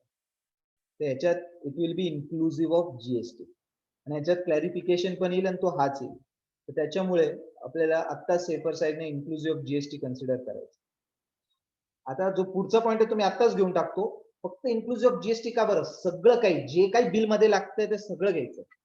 म्हणजे जर त्याच्यात ट्रान्सपोर्टेशन चार्जेस किंवा फ्रेट चार्जेस किंवा हँडलिंग चार्जेस हे ऍड आहे बिल मध्ये, बिल मध्ये जर ते आहे तर ते पण आपल्याला 50 लाखाच्या लिमिट मध्ये कन्सिडर करायचं. हा, वेगळे लागून येत आहेत तर कन्सिडर नका करू, पण जर परचेसच्या बिल्स मध्येच आहेत, इन्क्लुसिव्ह ऑफ ट्रान्सपोर्ट आहे, ते सगळं मिळून पाहायचं आहे आणि त्याच्यावरही टीडीएस होईल. आता पुढचा जो पॉइंट आपल्याला इथे लक्षात घ्यायचा आहे, जो सगळ्यात जास्त त्रास देतोय आणि एखाद्यास तुम्ही पण अनुभवला असेल, टीसीएस मध्ये पण तोच होता आणि टीडीएस मध्ये पण वर्डिंग टीसीएस. ते काय म्हणतात, it will apply if it exceeds 50 lakhs in any previous year. In a previous year नाहीये, जर कायदा नीट वाचला तर. आता इन एनी प्रिव्हियस इयर कसं इंटरप्रिट करायचं? आता तुम्हाला तुमच्या क्लायंटचे भरपूर फोन येत असतील का 1 एप्रिल 21 लाच भरपूर लोकांनी त्यांचं टीसीएस पहिल्या रुपयापासूनच चालू केलं. या वर्षी त्यांनी 50 लाखाची लिमिट पाहिलीच नाही, असं झालं असेल पा. ते म्हणताय नाही नाही, या वर्षी पहिल्या रुपयापासून आम्ही करू. ते कोणत्या बेसिसवर? तर एक इंटरप्रिटेशन हा येतोय, कोणत्याही वर्षी 50 लाखाच्या वरती जर तुम्ही गेला असाल तर पुढच्या वर्षी पहिल्या रुपयापासून हा कायदा ऍप्लिकेबल. म्हणजे एक एक्झाम्पल घेऊया. 21-22 मध्ये मी एका माणसाकडनं 70 लाख रुपयाचे गुड्स विकत घेतले. 21-22 मध्ये 70 लाखाचे. ऑब्विसली तुम्ही 20 लाखावर टीडीएस करणार, एक्सेप्ट. पण पुढच्या वर्षी 22-23 मध्ये पहिलाच बिल 2 लाखाचा परचेस आहे, त्याच्यावर टीडीएस करायचा का? तर काही जणांचं म्हणणं आहे येस, कारण की इन एनी प्रिव्हियस इयर मध्ये तुम्ही मागच्या वर्षी 50 लाखाच्या वरती गेला होता ना, करंट इयर मध्ये गेलाय का नाही माहित नाही, मागच्या वर्षी गेले होते, त्याच्यामुळे टीडीएस करायचा. हा फार मोठा त्रास सुरू झालाय. तुम्ही पाहत असाल आपल्या व्यापाऱ्यांचा आपल्याला फोन येतो क्लायंटचा, तर सर ते पहिल्या रुपयापासूनच टीसीएस करतायत, आम्ही पण करू का? तर हा एक वे ऑफ इंटरप्रिटेशन आहे. मला जर तुम्ही पर्सनली विचाराल तर हे चुकीचं आहे. इथे क्लिअरली इन एनी प्रिव्हियस इयरचा अर्थ असा आहे का दरवर्षी तुम्हाला 50 लाखाची लिमिट चेक करायची आहे आणि जेव्हा 50 लाखाच्या वरती त्या वर्षी जाईल त्याच्या पुढच्या अमाऊंट वरच टीडीएस होईल किंवा टीसीएस होईल. आता ते आपल्यावर आहे, प्रत्येक जणांनी कॉल घ्यायचा आहे का, कसं फॉलो करायचं आहे. माझं प्रामाणिक मत आहे का दरवर्षी 50 लाखाची लिमिट पाहायला पाहिजे. आता याच्यातही 50 लाख जे पाहायचं आपल्याला, एक असेसीचं एका माणसाचं पाहायचंय पर जीएसटीआय नाही. तर लेट अस से मी एकाकडनं माल घेतोय 60 लाखाचं, पण 30 लाखाचा माल मला तो गुजरात मधनं पाठवतो आणि 30 लाख महाराष्ट्रातनं पाठवतो. तर दोघांचे वेगवेगळे जीएसटी नंबर. ते एका जीएसटी वर 30 लाखाच्या वरती परचेस होत नाही, पण मी एका माणसाकडनं 60 लाखाचं परचेस करतोय. टीडीएस करायचा का? हो, कारण की it is not per GST and it is per assessee. त्याच्यात जो सगळ्यात मोठा प्रॉब्लेम रेज होणार आहे, उद्या परचेस रिटर्न होतील, क्रेडिट नोट्स होतील, डिस्काउंट्स होतील, ते कन्सिडर करायचे का? परत तेवढा टीडीएस अमाऊंट बदलायचा का? Answer is clearly no. त्याच्यात आपल्याला पडायचं नाहीये. लेटेस्ट से मी एखाद्याकडनं 2 कोटीचा माल विकत घेतो आणि त्याला परत 20 लाखाचा माल रिटर्न केले, म्हणजे नेट परचेस 1,80,00,000 झाले. तर मला टीडीएस 1,80,00,000 प्रमाणे पाहिजे का 2 कोटी प्रमाणे? 2 कोटी प्रमाणे. परचेस रिटर्न पाहिजे नाही, डिस्काउंट्स पाहिजे नाही, क्रेडिट नोट्स पाहिजे नाही. वर्षभरात माझा परचेस जर 2 कोटीचा झालेला आहे, मी कितीही रिटर्न केलं असेल तरी टीडीएस होईल. एकदम वेग एक्झाम्पल देतो. लेट अस से मी 70 लाखाचे गुड्स परचेस केले आणि त्याच्यातले 65 लाख परत त्याला रिटर्न केले. नेट माझ्याकडे 5 लाखाचाच माल राहिला, तरी मी टीडीएस करायचं का? हो, करायचा. कारण की कायद्याच्या ह्याच्यात परचेस रिटर्न बद्दल काहीही सांगितलेलं नाही. तर तेवढी आपल्याला काळजी घ्यायची आहे. परचेस रिटर्न कन्सिडर करायचे नाही. सर पुढे जाऊया.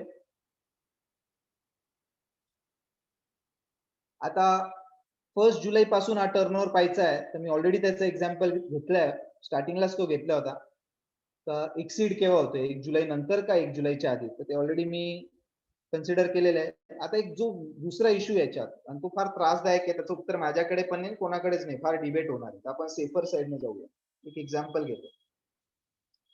लेट अस से का 1 जुलै पर्यंत म्हणजे 30 जून पर्यंत 40 लाखाचा माल मी विकत घेतलेला आहे एकाकडनं, म्हणजे अजून 50 लाख एक्सीड झालेलं नाही. आणि त्याला मी ऑलरेडी 60 लाखाचं पेमेंट केलेलं आहे, म्हणजे 20 लाख ऍडव्हान्स पे केले. तर have I already exceeded 50 lakhs, हा इश्यू. तर माझं असं म्हणणं आहे का कायद्यात काहीच क्लिअर नाही आहे का परचेस साईडने पाहायचंय का पेमेंट फॉर परचेस साईड पाहायचं. तर मी म्हणेल विच एव्हर इज अर्लियर तुम्ही 50 एक्सीड करता तर टीडीएस अप्लाय करून टाका. म्हणजे परचेसेस साठीचा पेमेंट जर 50 लाखाच्या वरती गेला किंवा ऍक्च्युअल परचेसेस 50 लाखाच्या वरती गेले विच एव्हर इज अर्लियर, लगेच टीडीएस अप्लाय करून टाका. फक्त एक ह्याच्यात हे होऊ शकतं का मागच्या वर्षीच्या परचेसेसचे पेमेंट तुम्ही ह्या वर्षी करताय आणि ते क्लिअरली आयडेंटिफाय होत आहे, तर त्याच्यावर टीडीएस करू नका, त्याला ऍप्लिकेबल होणार नाही. पण आयदर परचेस साइड किंवा payment for purchase whichever goes above 50 lakhs, जे काही पहिले जाईल लगेच त्याच्या पुढच्या ट्रान्झॅक्शनला टीडीएस अप्लाय करून टाका. ह्याच्यात भरपूर मिसमॅच येणार आहे. कारण की एखाद्या वेळेस परचेस जास्त पेमेंट कमी, पेमेंट जास्त परचेस कमी, तुम्ही विचेवर इज अर्लियर मध्ये टीडीएस कराल तर त्याला काही ऑप्शन नाहीये. विचेवर इज अर्लियर जे होईल ते टीडीएस करा. एक्झॅक्ट मॅच करण्याची प्लीज प्रयत्नही नका करू. गॉड नोज का उद्या गव्हर्नमेंट कसं करेल. एखाद्या जर त्याने जीएसटीच्या ह्याच्याशी क्रॉस व्हेरीफाय केलं का तुम्ही टीडीएस 70 लाखावर केलं पण तुमचं परचेस तर 65 लाखच दिसतंय, असं का बरं. एखाद्या तुम्ही ऍडव्हान्स वर केलं असेल ते फार प्रॉब्लेम होणार आहे. किंवा 50 लाखाच्या वरती करायचं होतं, मी सेफर साईडला पहिल्या रुपयापासून केलं, परत ते मिसमॅच राहणार. ते गव्हर्नमेंट कसं मॅच करेल प्रत्येक वेळेस त्यांनाच माहिती. पण विचेवर इज अर्लियर दोन्हीपैकी पेमेंट किंवा परचेस जे काही पहिले 50 लाखाच्या वरती जाईल टीडीएस करणं सुरू करून टाका. पुढे जाऊया सर. नाव जो मला मेन सगळ्यांच्या डोक्यात पण जो प्रॉब्लेम आहे आणि जो ज्याच्यावर मला भरपूर गोष्टी बोलायच्या पण आहेत ते आपण बोलूया. का इंटर कनेक्शन किंवा जिथे दोन्ही ठिकाणी टीसीएस पण इन्व्हॉल्व्ह होतोय, टीडीएस पण होतोय किंवा एक पेक्षा जास्त टीडीएस अप्लाय होतो, तर काय करायचं. त्याच्यात एकदम क्लिअरली कायद्यात लिहिलेलं आहे. पहिले थोडासा कायद्याच्या भाषेत बोलतो, तो थोडासा अवघड जाईल समजायला आणि मग आपण अनालाइज करू. तर 194Q मध्ये क्लिअरली एक प्रोव्हायझो ऍड केलेली आहे की there will be no TDS deducted under section 194Q if already such transaction is subject to TDS under any other provisions of the act or TCS is applicable under any other provisions of the act except 260(1)(h असं कायद्यात लिहिलंय. याचा अर्थ काय. म्हणजे जर असा कोणता परचेसचा ट्रान्झॅक्शन आहे ज्याला 194Q अप्लाय होतो, कोणताही ज्याला 194Q अप्लाय होता असा कोणता परचेसचा ट्रान्झॅक्शन आहे पण त्याला कोणत्या दुसऱ्या प्रोव्हिजन मध्ये ऑलरेडी टीडीएस होतंय, तर तुम्ही इथे टीडीएस नका करू, दुसऱ्या प्रोव्हिजन मध्ये करा. हे क्लिअरली लिहिलंय. म्हणजे हे रेस्युडरी झालं. जर दुसऱ्या प्रोव्हिजन मध्ये टीडीएस होत असेल तर 194Q मध्ये टीडीएस करायचं नाही. तर असं केव्हा होऊ शकतं, एक एक्झाम्पल घेऊया. लेट अस से का मी एक आपण असं एक्झाम्पल घेऊया, एमएससीबी प्रमाणे एक्झाम्पल घेऊया की एमएससीबी एखाद्या टेंडरवर गुड्स मागवते. का एमएससीबी ला काही इलेक्ट्रॉनिक गुड्स पाहिजे होते, लोकांनी टेंडर भरले आणि त्यांच्याकडनं गुड्स विकत घेत आहेत. लेट अस से एका पर्सन कडनं 5 कोटीचे गुड्स विकत घेत आहेत. आता एमएससीबीचं टर्नओव्हर 10 कोटीच्या वरती आहे आणि ते 5 कोटीचे गुड्स एकाकडनं घेत आहेत. आता 194C मध्ये ते ऑलरेडी टीडीएस करणार आहे कारण की त्यांच्यासाठी तो कॉन्ट्रॅक्ट होतो, ते स्पेसिफिकेशन वर गुड्स घेत आहे. तर 194C मध्ये जर ते 1% किंवा 2% टीडीएस करत असेल तर 194 क्यू मध्ये परत 0.1% टीडीएस त्यांनी करायचा नाही. तर जर दुसऱ्या कायद्याखाली ऑलरेडी टीडीएस होत असेल तर 194 क्यू मध्ये टीडीएस करायचा नाही, ही पहिली गोष्ट. दुसरं, आता जर 194 क्यू आणि 261H दोन्ही ऍप्लिकेबल आहे, कारण की बायर आणि सेलर हे दोन्ही 10 कोटीच्या वरती. लेट अस से की मी बायर आहे, माझं मागच्या वर्षी टर्नओव्हर 10 कोटीच्या वरती होतं आणि मी ज्याच्याकडनं गुड्स घेतोय, लेट अस से 1 कोटीचे गुड्स घेतोय, जो सेलर आहे त्याचंही मागच्या वर्षी 1 कोटीच्या वरती, सॉरी 10 कोटीच्या वरती टर्नओव्हर होतं. तर तो मला टीसीएस कलेक्ट करेल आणि मी त्याचं टीडीएस करेल, दोन्ही जण कनेक्ट होतात. ते दोन्ही होईल का? नाही. कायद्यात लिहिलंय मी टीडीएस करेल, टीसीएस होणार नाही. तर 261H चा टीसीएस होणार नाही जर दोन्ही कव्हर होत असतील तर. आता ह्याच्यात कसं कळेल का दोन्ही कव्हर होतील का नाही? तर आता जे टीसीएस करणारे आहेत त्यांचे भरपूर जणांचे डिक्लेरेशन मेलवर यायला लागले का आम्हाला डिक्लेरेशन द्या का तुम्ही आमचं टीडीएस करणार आहे, कारण की तुमचं टर्नओव्हर 10 कोटीच्या वरती. आता हे डिक्लेरेशन साइन करून देणं गरजेचं आहे, त्याच्यानंतर टीडीएस होईल आणि टीसीएस होणार नाही. त्याच्यात मी 3 एक्झाम्पल्स घेऊन बोलतो म्हणजे सोपं जाईल. लेट अस से बायरचं मागच्या वर्षी टर्नओव्हर 10 कोटीच्या वरती, सेलरचं मागच्या वर्षीचं टर्नओव्हर 10 कोटीच्या वरती. तर बायर सेलरचं टीडीएस करेल, सेलरने बायरचं टीसीएस करायचं नाही. बायरचं दुसरा एक्झाम्पल, बायरचं मागच्या वर्षीचं टर्नओव्हर 10 कोटीच्या वरती आहे, पण सेलरचं मागच्या वर्षीचं टर्नओव्हर 10 कोटीच्या आत आहे. तो असाही टीसीएस करणार नव्हता आणि हा त्याचा बायर जो आहे त्याचा टीडीएस करणार आहे. तिसरं एक्झाम्पल, बायर हा 10 कोटीच्या वरती आहे आणि सेलर हा 10 कोटीच्या आत आहे. तर ह्या केसमध्ये, सॉरी मी काहीतरी मिस करून गेलो, परत स्टार्टिंग वरून घेतो, आय एम सो सॉरी, परत स्टार्टिंग वरून. जो बायर आहे तो 10 कोटीच्या वरती आहे आणि जो सेलर आहे तो पण 10 कोटीच्या वरती आहे. First example. तर या केसमध्ये बायर टीडीएस करणार आहे. बायर 10 कोटीच्या आत आहे आणि सेलर 10 कोटीच्या वरती आहे. तर ह्या केसमध्ये सेलर हा बायरचा टीसीएस करणार आहे, कारण की बायर टीडीएस करत नाही. बायर, तिसरा एक्झाम्पल, 10 कोटीच्या वरती आहे मागच्या वर्षी, पण सेलर 10 कोटीच्या आत आहे. तर ह्या केसमध्ये बायर टीडीएस करणार आहे आणि सेलर तसंही टीसीएस करायला लायबल नाही.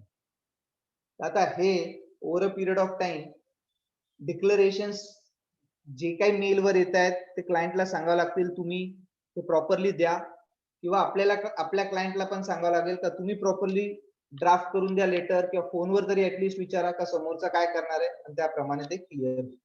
सर प्लीज परत मागे जा. आता याच्यात जो एक लास्ट इश्यू उरलेला आहे का, जर टीसीएस समोरचा जो आहे तो टीसीएस 261H सोडून दुसऱ्या कायद्याखाली करतोय, जे मी आधी पण बोललो होतो, म्हणजे लिकर, स्क्रॅप, मोटर कार 10 लाखाच्या वरची किंवा टिंबर या सेक्शन खाली जर टीसीएस होत असेल तर टीडीएस करायचं नाही. म्हणजे लेटेस्ट आहे, मी लिकरचा डीलर आहे, माझं लिकरची शॉप आहे. मागच्या वर्षी माझा टर्नओव्हर 10 कोटीच्या वरती होतं. मी एका कंपनीकडनं 2 कोटीची लिकर विकत घेतोय. तो माझा टीसीएस करणार आहे. तो 1H खाली नाही करत आहे, तो बेसिक जी लिकरची प्रोव्हिजन आहे टीसीएसची त्याच्या खाली करतोय. तर मला त्याचं टीडीएस करायचं आहे का? नाही. तर प्लीज लक्षात घ्या, 194 क्यू मध्ये तुम्हाला टीडीएस करायचं नाहीये.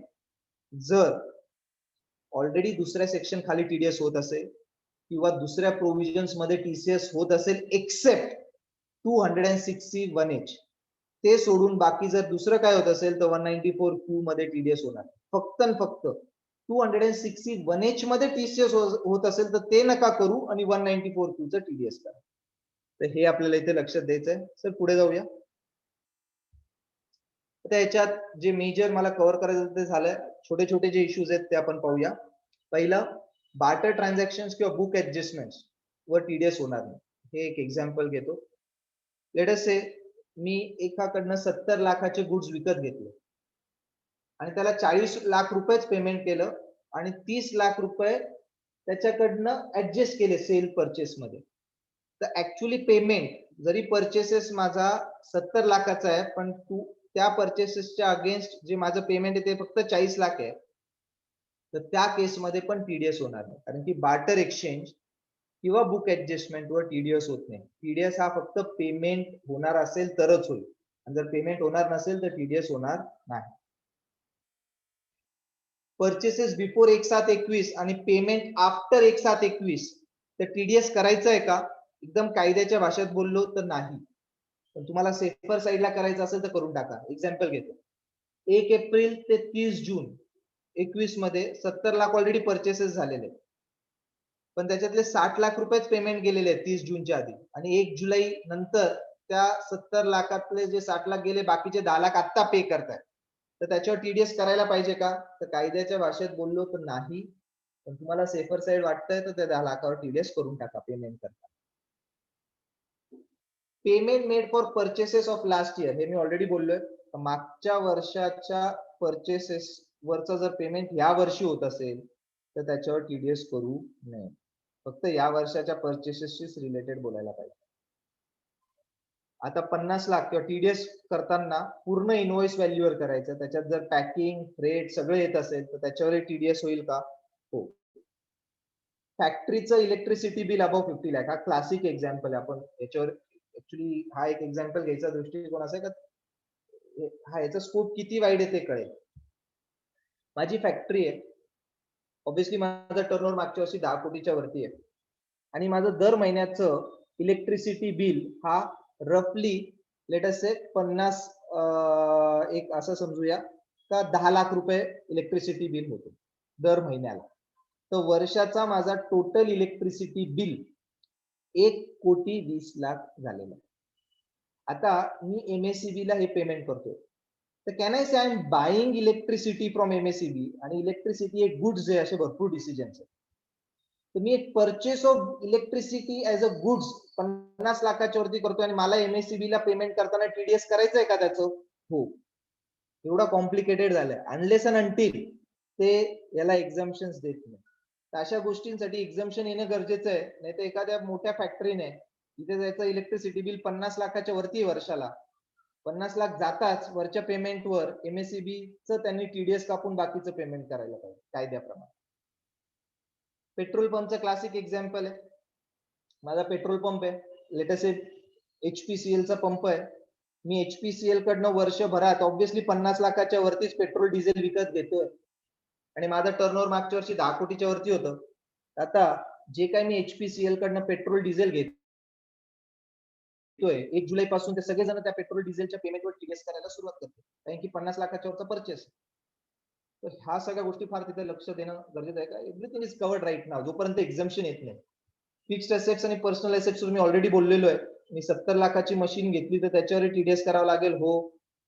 मी 60 लाखाचं फर्निचर घरच्यासाठी घेतलं तरी त्याच्यावर करावं लागेल का? हो. जर ऑब्व्हियसली माझं मागच्या वर्षाचं टर्नओव्हर 10 कोटीच्या वरती असेल, त्याच्यावर एक्झम्पशनची आपण वाट पाहतोय, जोपर्यंत येत नाही सगळे ट्रान्झॅक्शन कव्हर आहेत.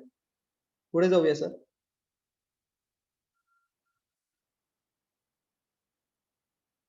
आता इथे 194 चा अनालिसिस संपतो, पण ह्याच्या बरोबर जो डेंजरस प्रोव्हिजन आहे जी दुसरी मला डिस्कस करायची होती, 206AA पहिल्यापासून आहे आणि 206AA नंतर आली, ते टीडीएस साठी आहे आणि टीसीएस साठी अशीच प्रोव्हिजन पुढे पण. ती काय आहे? आता हा एक प्रोव्हिजन तर तुम्हाला सगळ्यांना माहिती असेल, ज्याचा आपण टीडीएस करतोय, जर त्याने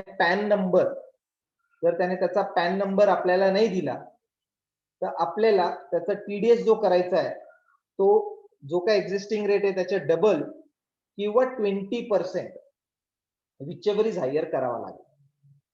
म्हणजे एखादा कॉन्ट्रॅक्टर आहे ज्याचा आपण टीडीएस कापलं, त्याचं 1% टीडीएस कापलं, पण तो समोरच्याला आपल्याला पॅन देत नाही, तर कायद्यात म्हटलंय त्याचं 1 चं डबल 2 और 20 विचेवर इज हायर, 20% टीडीएस कापायचं. जेव्हा आपण 20% टीडीएस कापतो तो झक मारून बरोबर पॅन नंबर देतो, कारण की गव्हर्नमेंट, लक्षात घ्या, गव्हर्नमेंटला डेटाबेस हवा आणि फक्त नाव येऊन फायदा नाही, त्याला पॅन नंबर गरजेचं. तर त्या बेसिसवर गव्हर्नमेंटला पॅन नंबर असणं फार गरजेचं होतं आणि त्याच्यामुळे ही प्रोव्हिजन आलेली होती. पण 194Q चा जो टीडीएस आहे ना तो फक्त 0.1%. 0.1 चा डबल होईल 0.2 और 20% विचेरीज आहे. तो 20% टीडीएस हे फार जास्त होईल म्हणून तिथे त्यांनी अमेंडमेंट आणली तर 5%.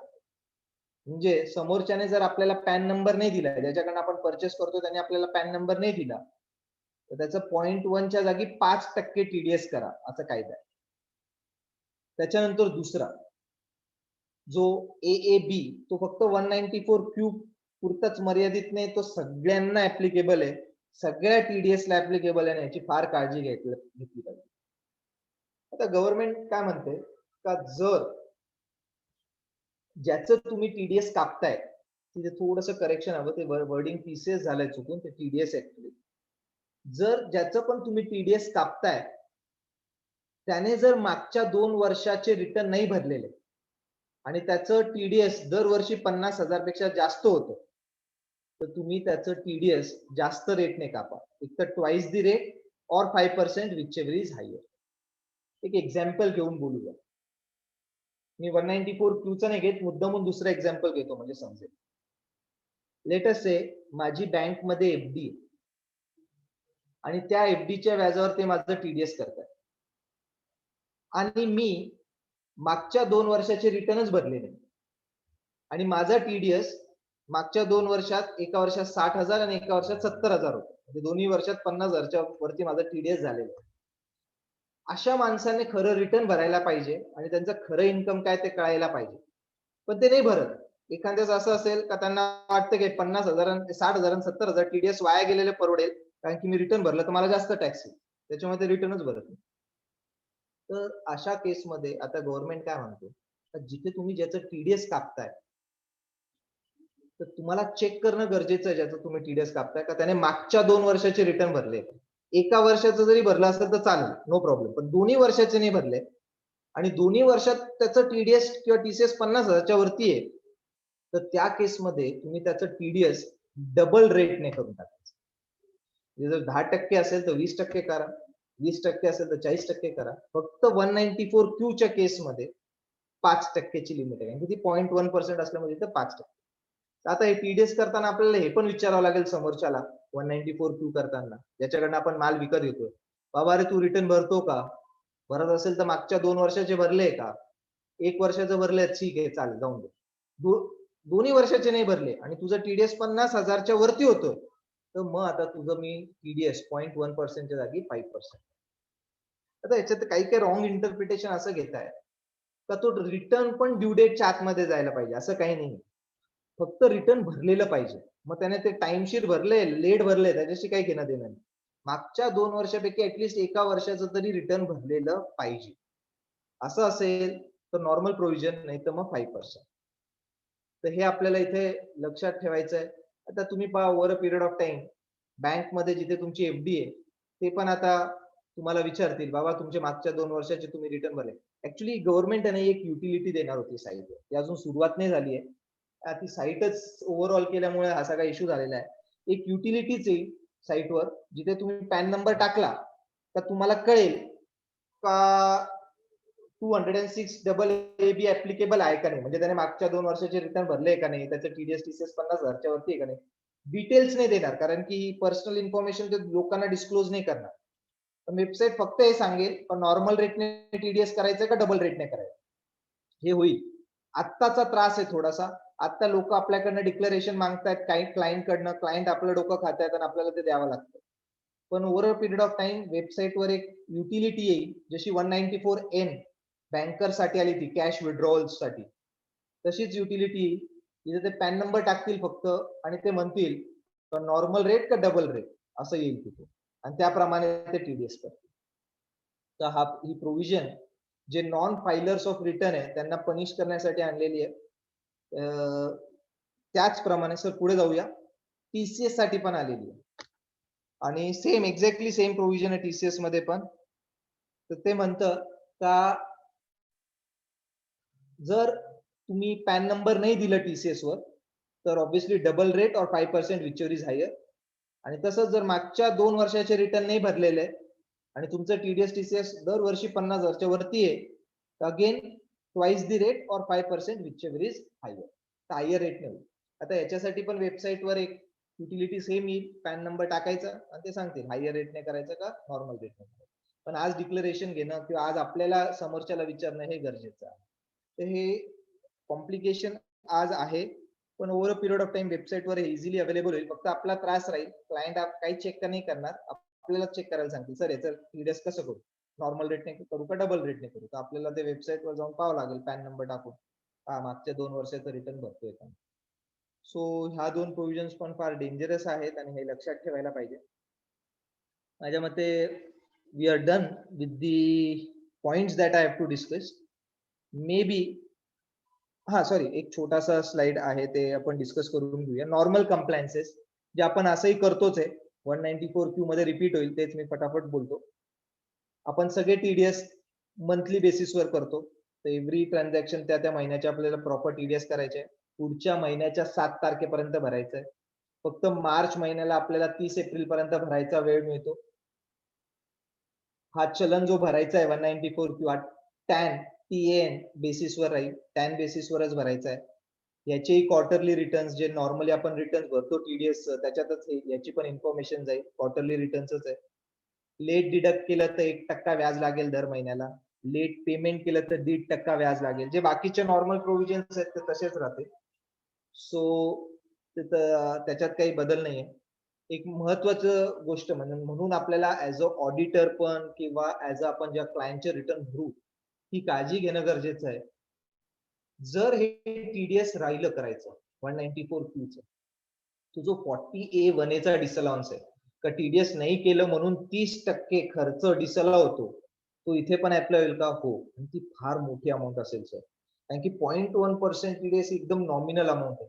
पण तेवढी पण नॉमिनल आपण कापून नाही भरली तर ते 30% डायरेक्टली परचेसेसच डिसअलाव होईल. म्हणजे थोडक्यात तुमचं GP ग्रॉस प्रॉफिट 30% वाढेल.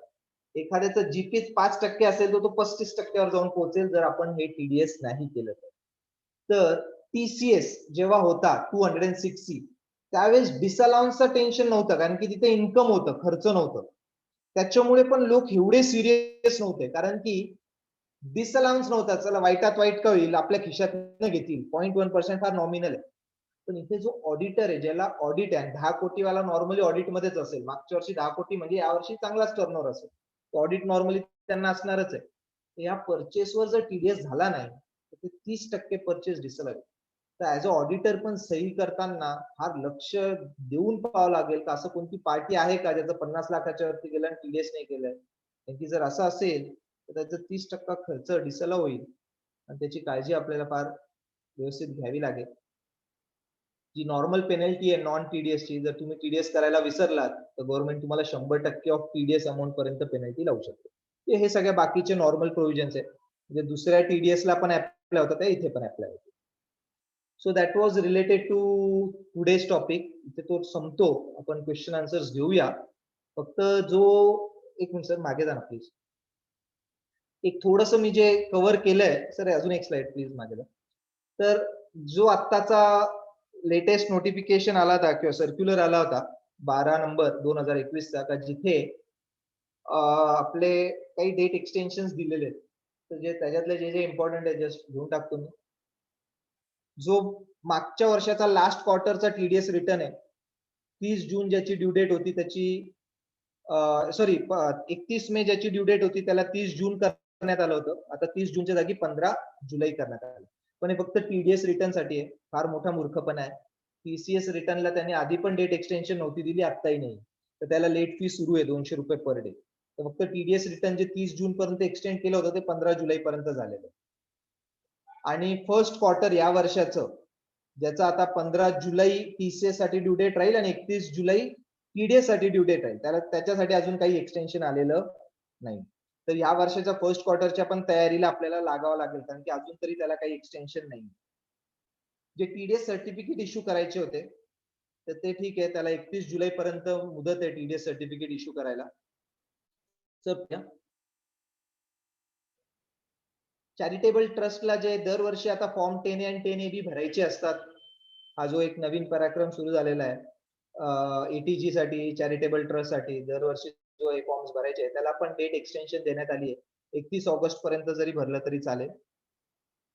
हा फार पुढचा जो एक्सटेन्शन महत्वाचा दिलाय 54 to 54 GB जे एक्झम्पशन घेत आहे कॅपिटल गेनचं, घराबद्दल घर किंवा बॉन्ड्स मध्ये पैसे टाकताय किंवा शेतीबद्दल शेती घेताय, तर त्याच्यात या कोविड लॉकडाऊन मुळे त्यांनी काय सांगितलंय, सर राहून द्या काही इश्यू नाही, 1 एप्रिल ते 29 सप्टेंबर 2021 मध्ये ज्यांचे टाइम ऑफ पिरियड संपत होतं 6 महिने किंवा 2 वर्ष किंवा 3 वर्ष, जसं बॉन्ड्सला 6 महिने आणि हे 6 महिने 1 एप्रिल 21 ते 29 सप्टेंबर 21 मध्ये केव्हाही संपत होते. लेट अस से 15 मे ला तुमचे 6 महिने संपत होते, 15 मेच्या आधी बॉन्ड्स मध्ये टाकायचं होतं, पण लॉकडाऊन मुळे लोकांना ते पॉसिबल होत नव्हतं.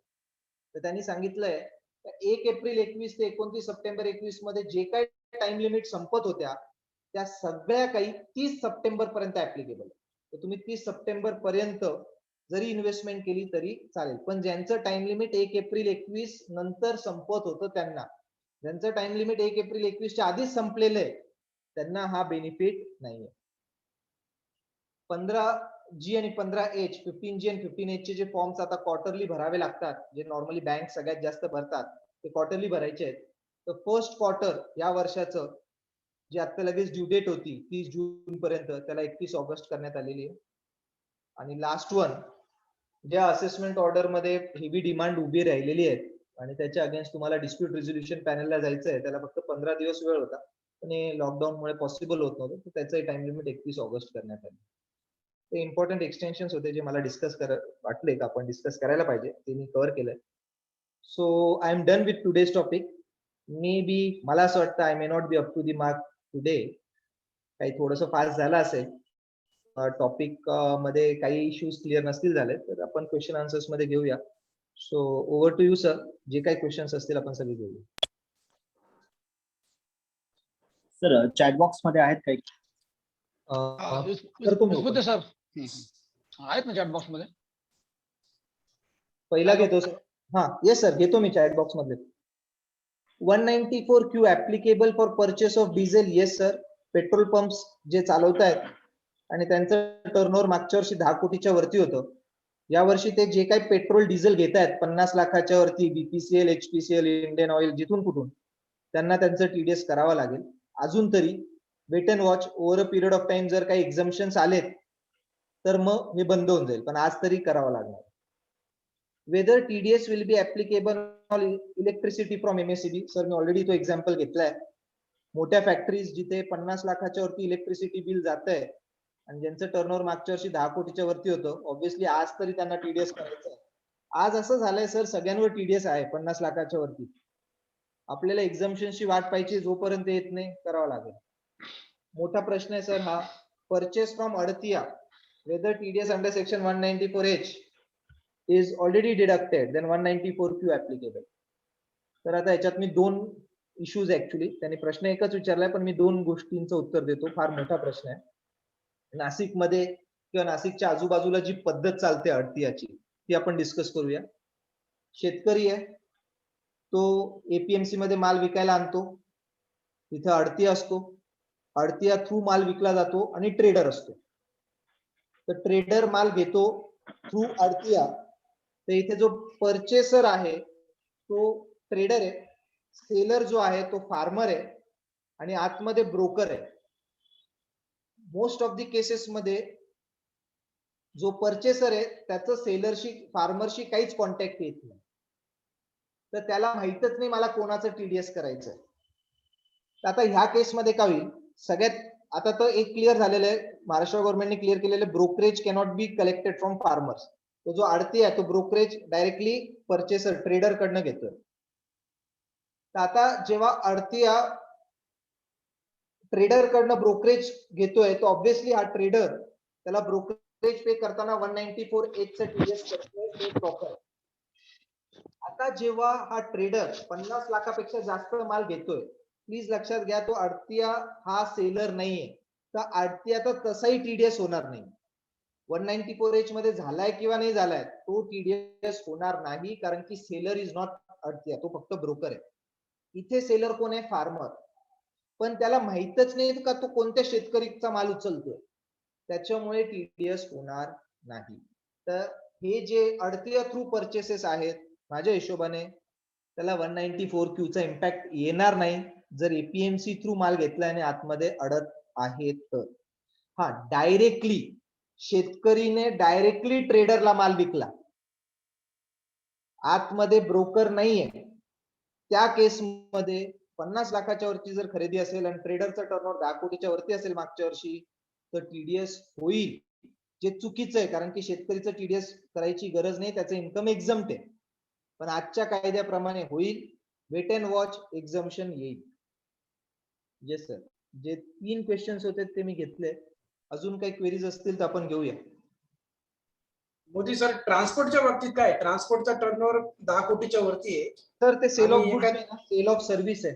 ऍक्च्युअली ते सर्व्हिस सेक्टरमध्ये म्हणजे तिथे ऍप्लिकेबल नाही बस ना? नाही सर, असं समजूया मी ट्रान्सपोर्टर आहे, माझं मागच्या वर्षीचं टर्नओव्हर 10 कोटीच्या वरती होतं, बरोबर? कारण की मी ट्रान्सपोर्ट चार्जेस 10 कोटीच्या वरती लावले, तर मी या प्रोव्हिजन मध्ये कव्हर झालो.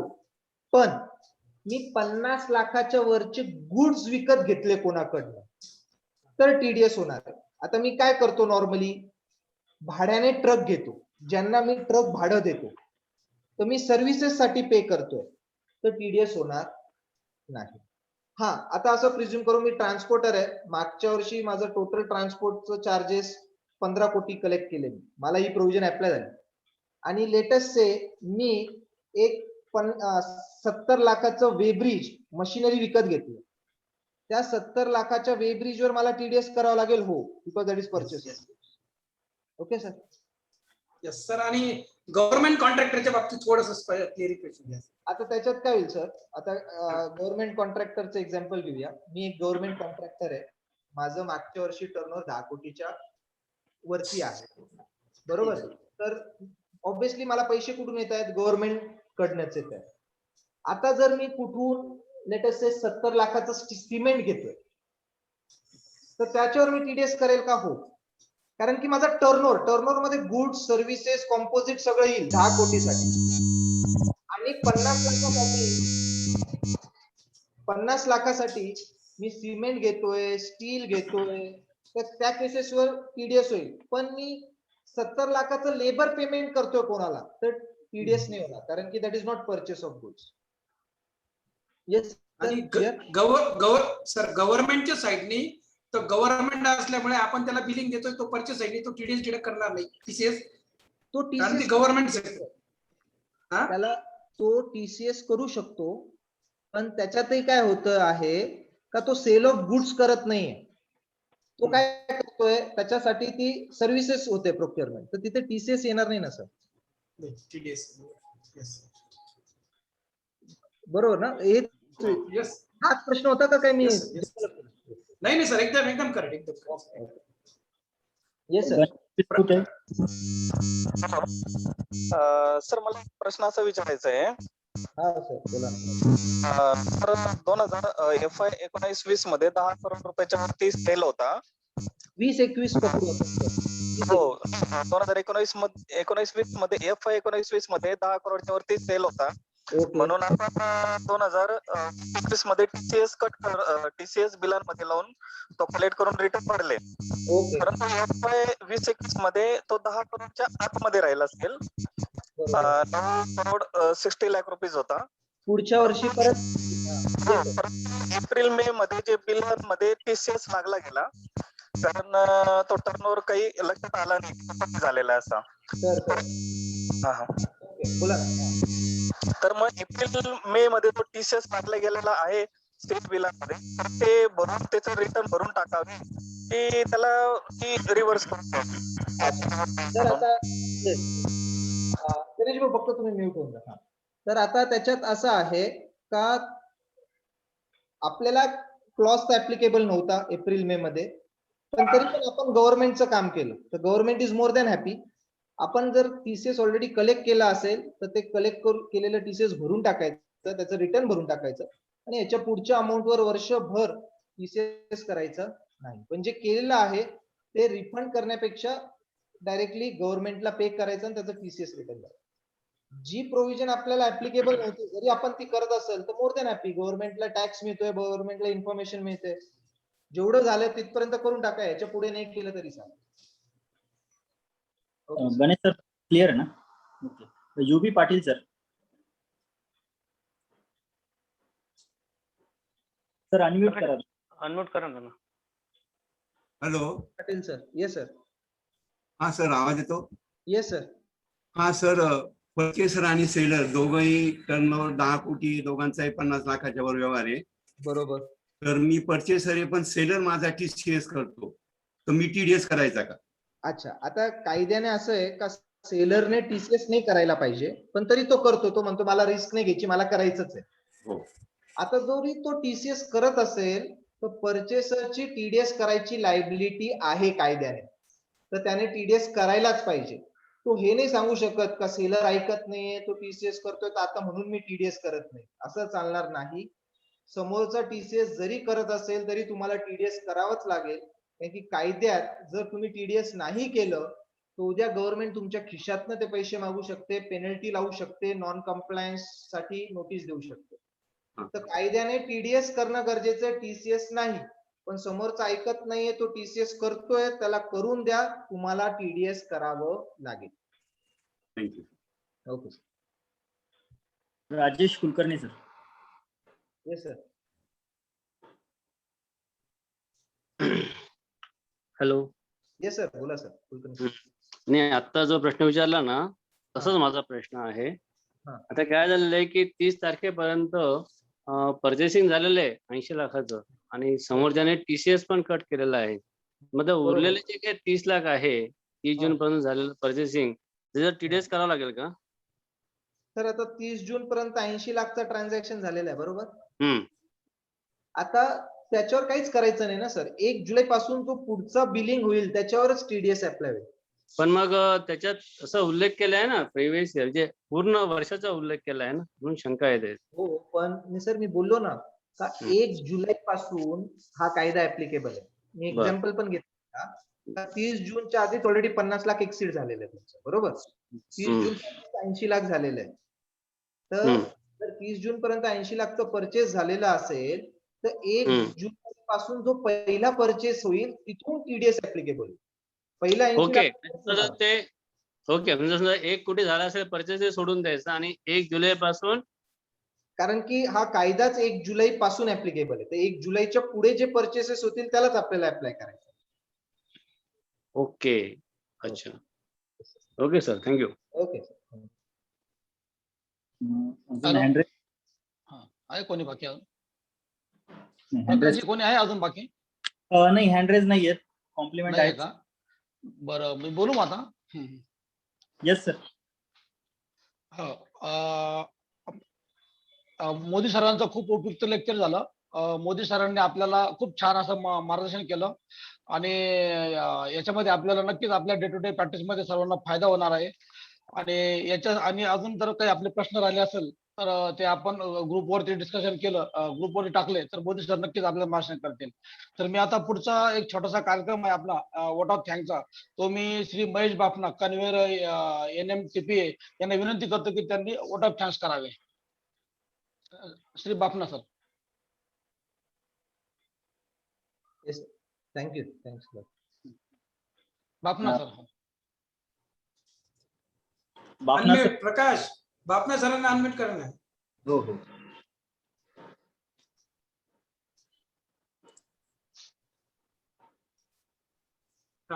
Hello. Hello. Yes yes, Yes, येतोय बापना. बापनाजी आवाज आवाज येतोय? हा सर, आवाज Yes, येतोय? yes. येतोय, आज एकदम बरोबर. आज नाशिक टॅक्स प्रॅक्टिशनर असोसिएशन आणि नॉर्थ टॅक्स प्रॅक्टिशनर असोसिएशनने एक संयुक्त रित्या सेमिनार घेतला आहे. त्यात आपले CA अभिजित मोदी यांनी GST वर लेटेस्ट इन्कम टॅक्स वर TCS आणि TDS वर फार चांगल्या प्रकारे लेक्चर दिलं. त्याबद्दल त्यांचे दोन्ही असोसिएशन कडनं आभार आणि तसेच आपल्या प्रमुख पाहुणे श्री संजय सोनवणे साहेब यांनाही आभार करीत आहे. सगळ्यांनी अटेंड केल्याबद्दल धन्यवाद सर. थँक्यू. हॅलो. हा, हॅलो. चालेल. ठीक आहे ठीक आहे. हा, चला सर, सोनवणे मी साहेब. Thank you, sir. हा, मी अध्यक्षांच्या परवानगीने हा वेबिनार संपल्याचं जाहीर करतो व सर्व नाशिक जिल्हा टॅक्स पेमेंट असोसिएशनचे मेंबर, सर्व नॉर्थ महाराष्ट्र टॅक्स पेमेंट असोसिएशनचे मेंबर श्री अनिल जवाहर सर व त्यांचे सर्व बॉडी मेंबर आणि त्यांचे जिल्ह्यातील सर्व सदस्य संपूर्ण महाराष्ट्रातून आपल्याला जॉईन झाले, या सर्वांचं मी पुन्हा एकदा आभार मानतो. आणि मोदी सर भविष्यामध्ये असंच आपल्याला नेहमी जेव्हा बी काही नवीन अमेंडमेंट येतील, बदल येतील, त्यावेळेस नक्कीच आपल्याला मदत करतील अशी मी अपेक्षा करतो. आणि पुन्हा एकदा मोदी सरांचे धन्यवाद मानतो आणि त्यांचा आभार मानतो. जय हिंद. ही मीटिंग मी संपली असं जाहीर करतो. धन्यवाद. मोदी सर छान झालं बरं का आजचं. एकदम म्हणजे सगळ्यांना फार शंका होत्या, एकदम बऱ्याच लोकांचा प्रश्न होता की सर हे वेबिनार घ्या. एकदम छान. म्हणजे उद्या परवापासूनचा सब्जेक्ट लगेच चालू होणार आहे, त्याच्यावर आपण एकदम लेटेस्ट दिलं, त्याबद्दल खरोखरच सगळ्यांच्या वतीने एकदम धन्यवाद सर. जवळजवळ 150च्या वरती प्रेझेंट होती सर. एकदम व्हेरी गुड. येस सर, चला थँक्यू. करा. थँक्यू वर. Thank you sir. Thank you sir. Thank you sir.